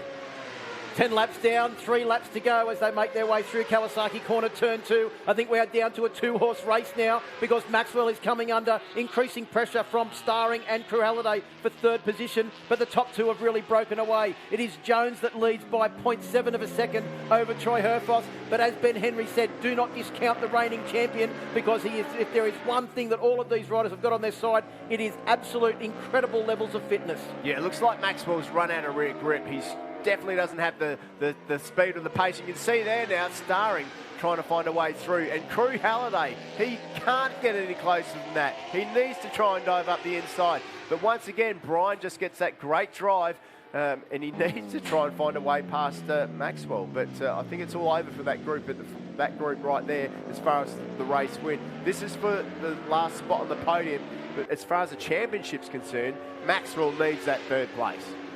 Well, he needs to hold on to the third place if he's any hope of coming out and trying to battle for it later on this afternoon. But remember, Jones wins the race. He takes the championship lead by half a point. We've seen championships decided by half a point in the past. And how important now are those 4 pole positions for Mike Jones throughout the year and the 4 points that he's taken with them? Super important. This is the best race that I've seen him race so far this year. He's leading. The sort of pressure that he's under and been able to manage from the guys behind him is incredible. Well, he's taken 2 race wins, has Jones. Race 2 at Winton, and also one of the rounds at one of the races at Morgan Park, his home circuit, where he also set pole position one of those 4 times this year. And he's looking to try and make it 3 wins now as he leads Troy Herfoss by 0.5 of a second. So the gap has come down fractionally as they go through intermediate number 1. On the last lap, Herfoss was 9 1/1000ths of a second faster than Jones. Yeah. Oh, look at him now. Steve is caught right up onto the back, and it is about time for the reigning champion to try and launch an attack. You heard it from Ben Henry. Never discount out the reigning champion, and he has now done a miraculous job on the last lap, and he is in a position. The only thing we do know is that the Desmo Sport Ducati is a bit faster in a straight line than what the Penrite Honda is, but the back of the Sydney Motorsport Park circuit is Penrite Honda land. The one thing that this bike can do, that Penrite Honda, is it can put the power onto the ground. It doesn't have a big aggressive power band. It might not have the top speed of the Ducati, but it means that Troy can just twist the throttle pretty much to the stop, and every bit of power that he's got gets through that Pirelli slick onto the ground. That's his advantage, and it might not work on the straight. You can see there that the Panigale's got the brute force. But when he wants to get that power to the ground, which is from now to the end of the lap as we go into the final lap, it's Herfoss territory. So keep an eye on him. He knows what he's got to do. He's got to make it count, but he won't do anything too silly. This is a good job for Troy Herfoss at this stage. Jones had his back well off the ground on the run into turn 2 on that occasion. What Troy Herfoss has to do, though, is he has to get ahead well before the end of the lap and get enough of a lead that the barnstorming Desmo Sport Ducati can't get the run as they come out onto the start-finish straight to take. He's got the corner speed. Watch him through here. He can't do it there, but up the hill, watch Herfoss in where he got Wayne Maxwell earlier in the race. He's strong there. He's going to try and dive bomb up the inside. He's lined it up. He can't do it. Jones is strong. It's all going to come down to this next turn, turn 9. Oh, he's got on the gas early there. Both of them had the bikes all out of shape. Jones was even having tank slappers all the way up that straight as they came through. There he goes. Herfoss not close enough to make the run down into turn 9. I think it's going to have to be a mistake now from Jones if Herfoss wants to get the race win, because he's not going to have to speed up the back straight to try and shovel it up the inside at the final corner. It's not over yet. Through the last couple of turns in YMF, he can try and dive up the inside and block past him, but he can't do it. Jones too fast there. He's not going to have the speed to slip through, but this one's got to be Jones, unless Troy Herfoss can do something magical. On the run to the line now, it is Mike Jones that will take the win. It will be his 3rd race win for the year. Jones on the Desmo Sport Ducati takes the championship lead. He takes the win. Herfoss in second, 0.5 of a point behind now in the championship. And on the run to the line, Maxwell just got it over Brian Starring by 6 1/1000ths of a second. What a race for that man right there. Mike Jones handled that pressure perfectly. It was a pressure cooker, and at the end of the day, as we said this morning, Steve Martin, today's not going to be about who's the fastest. It's going to be about who handles the pressure the best. And in race 1, it was Mike Jones. Well, some people were saying after what happened at Phillip Island, he couldn't race with the big boys. Well, I tell you what, he just showed the big boys how to race. He got the thumbs up there from Wayne Maxwell as well. Maxwell did incredibly well to hold off the fast-finishing Brian Starring and Crew Halliday. And on the last lap, Troy Herfoss and Mike Jones were still in the low 31s. Everyone else had drifted out into the 32s. I know this is all about the championship, but as we look at the results, Mike Jones takes the win. Troy Herfoss in second, Wayne Maxwell, Brian Starring in 4th, Crew Halliday 5th. Great ride by Jamie Stouther to get that brilliant 6th position on the V4 Panigale. Mark Kyoto in 7th, Glenn Allerton takes out 8th, Lockie Epps 9th, and Josh Waters rounds out that top 10. Unbelievable ride there from Jamie Stouffer. Damon Rees in 11th, Al Phillips in 12th, getting the better of Matt Walters. Those two are still disputing the top independent team rider award for 2019. Ben Burke back in the championship in 14th position. Brendan McIntyre in 15th. Sloane Frost, the Kiwi, in 16th place. Dominic De Leon in 17th. Matt Tooley, the Phillip Island resident, in 18th. And Heath Griffin rounded out the top 19. Yeah, that was a pretty impressive round of results there. Mike Jones in his resplendent KYT helmet, Desmo Sport Ducati leathers. I just want to see how much emotion he's got to do, because he knows that the job's not finished yet. Well, highlights of race one. It was a great start from pole position for Daniel Falzon, with Troy Herfoss also getting a great start. But Wayne Maxwell, from the second row of the grid, around the outside, led them through turn one for the first time and down in towards turn two. But it was only a lap or so later, and Daniel Falzon, Mike Jones, who started from row 3, and Herfoss all joined the party. Absolutely. All the major contenders were right where they needed to be, with Crew Halliday at the back with most of the work to do. Jonesy, though, blasting down the straight. You could see Suzuki was pretty hectic, and then this happened. Herfoss, you can't go around the outside of Mike Jones, but he gave it a go anyway. Nevertheless, he knew that he might have the speed later on the race. Out front, Maxwell took to the lead, and boy, what a job he did. We thought that he was going to break away and go into full-on Maxwell mode. Back in the pack, number 24 and number 63 were having a race of their own. Yeah, that's Matt Tooley and Dominic De Leon having a good battle. But out front, we had a 6-bike battle for the race lead. Mike Jones, who'd worked his way through from that third row of the grid starting position, eventually took the lead. At the same time, Daniel Falzon on board the Yamaha Racing Team R1 crashed out. Yeah, he asked too much, that front tyre.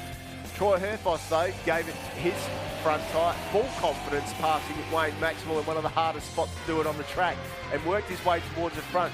Then the Kawasaki rider had a good job too. He was caught behind Wayne Maxwell and was trying to do everything good. Crew Halliday had the speed, but he couldn't find a way past the two guys in front.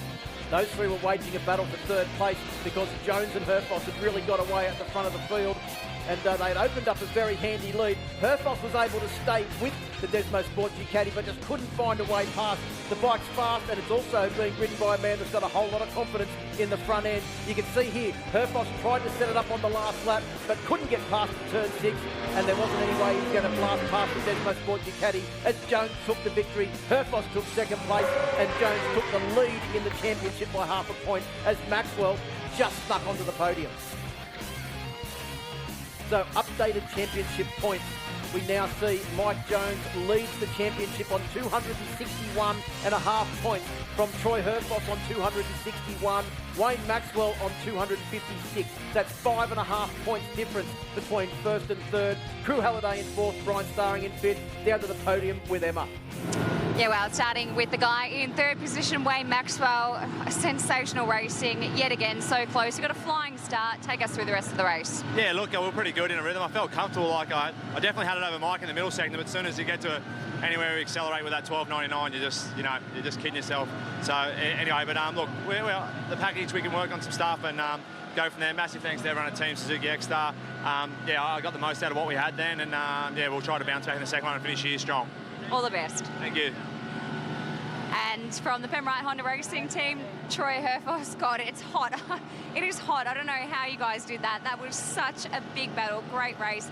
And you're up second, only 0.5 behind Mike Jones. It's on for the next one. Yeah, it tells the story there. I don't need to say a word, do I?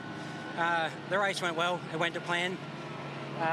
Obviously, Mike moved through the field very fast, and I wasn't able to beat him. So we have to do better next time. But congratulations to the team.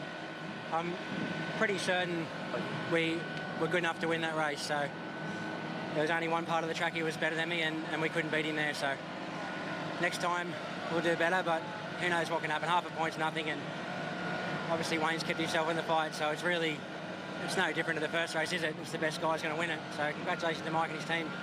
Go get him. Good luck. Thanks. And your winner, wow.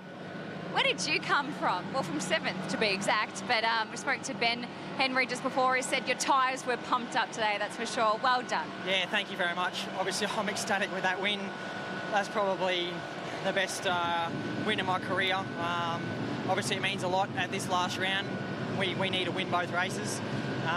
It was very, very trying conditions out there. As you can see, it's quite hot, so to be able to do it in those conditions is really good. You know, up against some really strong competition, and those guys are very fit as well, so to be able to beat them is really cool. It is hot, but there is a bit of rain forecast, possibly near your race, of course. Would you enjoy the wet? Oh, I don't think there's going to be any rain. We're going to be right for this afternoon. Confident. Good luck, mate. Go get him. Thanks, guys. Well, congratulations to Mike Jones and the Desmo Sport Ducati team. A great result there for the Queenslander as we get ready to go racing for the Superbike Masters. Good start there from the front row of the grid. Looks like Aaron Morris has got a cracking start on board bike number 64. No surprise there. Steve Curley's teammate, also on one of the C&M motorcycles, FZR 1000, has made his way through turn 1 in second position. And as we look back through the rest of the field, looks like Mark McVeigh, then John Allen. They make their way down into Kawasaki corner for the first time. But I think, in all honesty, Steve Martin, that could be the last time the rest of the field see bike number 64, Aaron Morris. Well, he's been in a league of his own all weekend, hasn't he? I think half the field didn't qualify due to the speed of Aaron Morris. He's almost doing superbike times on his old FZR 1000cc machine. It's an 89 model. But if you want to talk beautiful, let's have a look at that number 37 of Johnny Allen. Right now, I'm going to pass over to Mark Brax. Well, as Allen makes his way up towards the top end of the circuit, he's moved up into third position on board the TZ750, bike number 37. Mark McVeigh coming under all sorts of pressure from Steve Craig on board his Suzuki GSXR. Right behind Stephen Craig, it looks like it could be Steve Ward on board 97, another one of the FZR 1000s. There's so many immaculately prepared FZR 1000s out there, all Period 6 machines at the front of the field at the moment. The first of our Period 5 machines looks like it would be Scotty Webster in 7th position as Braxy drops into the studio.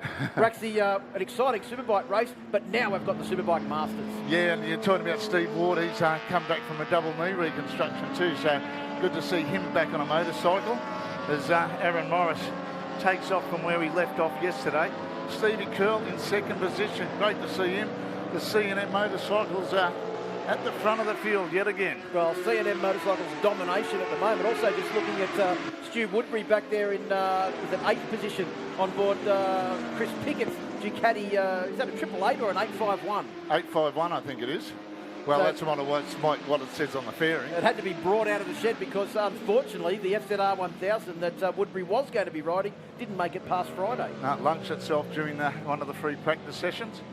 But these are great. And the emotion, I've seen a lot of people gawking at the bikes down there in the back of the paddock, under the garages there. And a standing start lap of a 1 minute 40 for Aaron Morris, some 3 seconds in front of anybody else. And Johnny Allen on the only 2-stroke in the field, down there in third position on that TZ750, basically based on Warren Willings' TZ750 from the 70s. So, and Aaron Morris, don't know if you know, Phil, but he's one of his favourite pastimes is tango dancing. And he's out there doing a tango at the moment. We're out there at the, having dinner last night, and he was being rather critical of some people jiving on the dance floor, saying what rhythm they haven't got. And old Aaron Morris is showing a good bit of rhythm at the moment at the front of this field. I cannot imagine Aaron Morris tango dancing, Braxy, but at the moment... That's competitions, him and his wife. Well, there you go.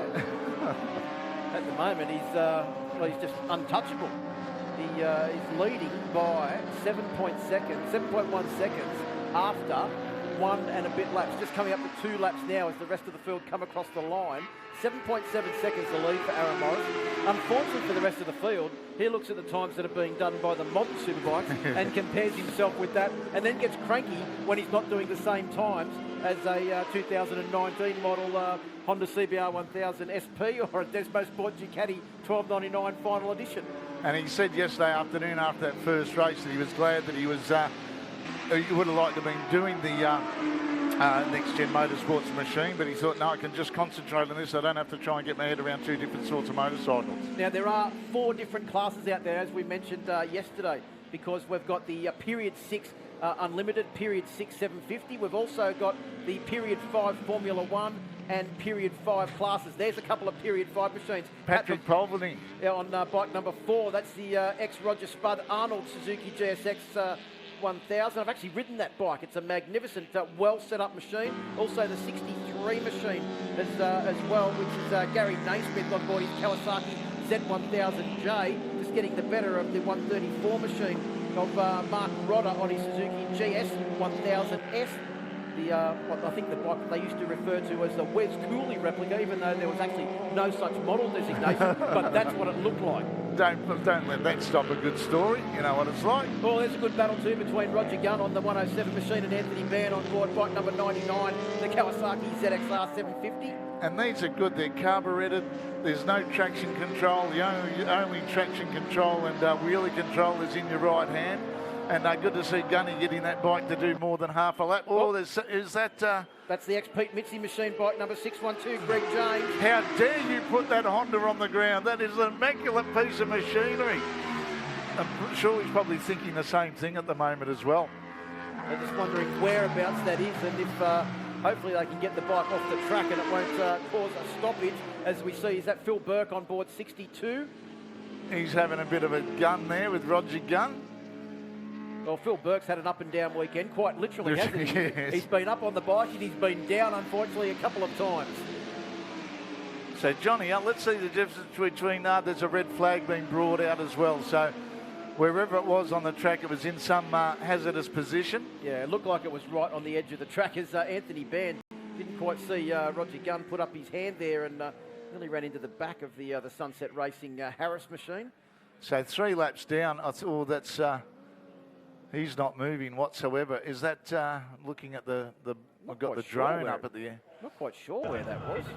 Go to the grid, so they're going to have a bit of a restart there, Phil. Yep, they will have a restart. We'll wait for the bikes to come back round onto the grid. The good news is that Greg James is up and walking away. Is that coming onto the straight?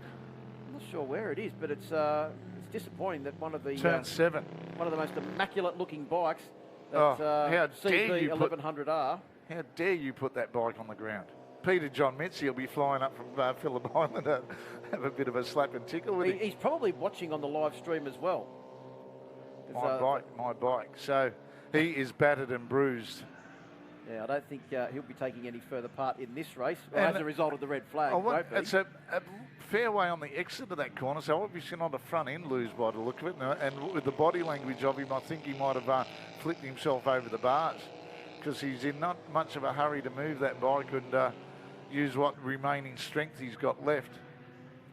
So there's Aaron Morris, Johnny Allen and Steve Curl, the 3 dominant C&M motorcycles riders. Now, Braxy, the good news is that all of those bikes are from C&M motorcycles, but 2 of them are prepared by one side of the business, the other one prepared by the other side of the business. Yeah, exactly.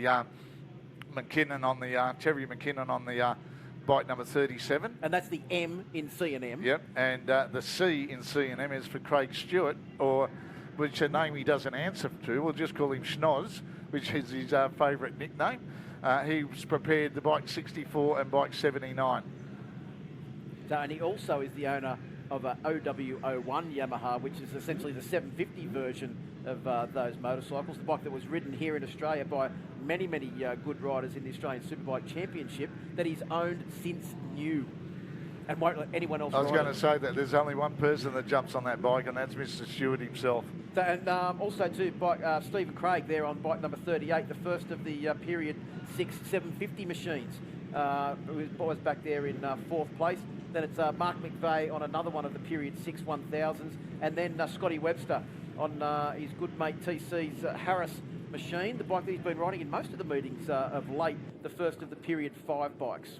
And at least there was no fluid on it. See the big scrape mark where he's ended up the bike there? That is a pretty monumental groove that he's left in the track. It's good to see that when you look down the field, you've got Mick Johnson and Stuart Woodbury, both Ducati mounted, both side by side on the grid. Yeah, and also to Greg Del Santo on board his Ducati SS 750. He was having a good battle with Mick Johnson yesterday. A good little battle between the 2 of them. As Aaron Morris stalled his bike on the grid, he's pushing it backwards there.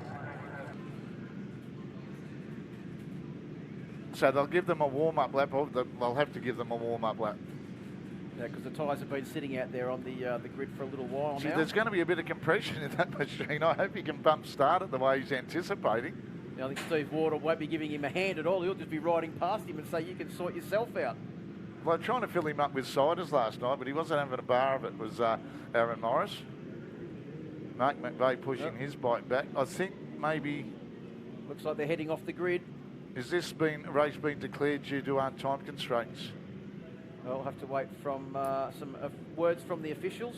Disappointing because we love watching these motorcycles. Braxy, you see Mick Johnson wheeling the bike off the track. Interesting story that you were telling me though yesterday about Mick Johnson and that particular motorcycle. Yeah, that he's going over to the World Ducati Week at Misano later in I think it's July that it's normally held. And Troy Bayliss has given him a hand to get over there because that Mick Johnson, that particular motorcycle has been in his hands for 30 years. He's been racing it since he bought it, and he wants to take it over there and be a part of the Ducati World Week. Well, plenty of action coming up this afternoon. The Kawasaki Superbike Class Championship on the line, as well as the YMI Supersport 300 class. Plenty more action coming up after the lunch break. Join us back at Sydney Motorsport Park this afternoon.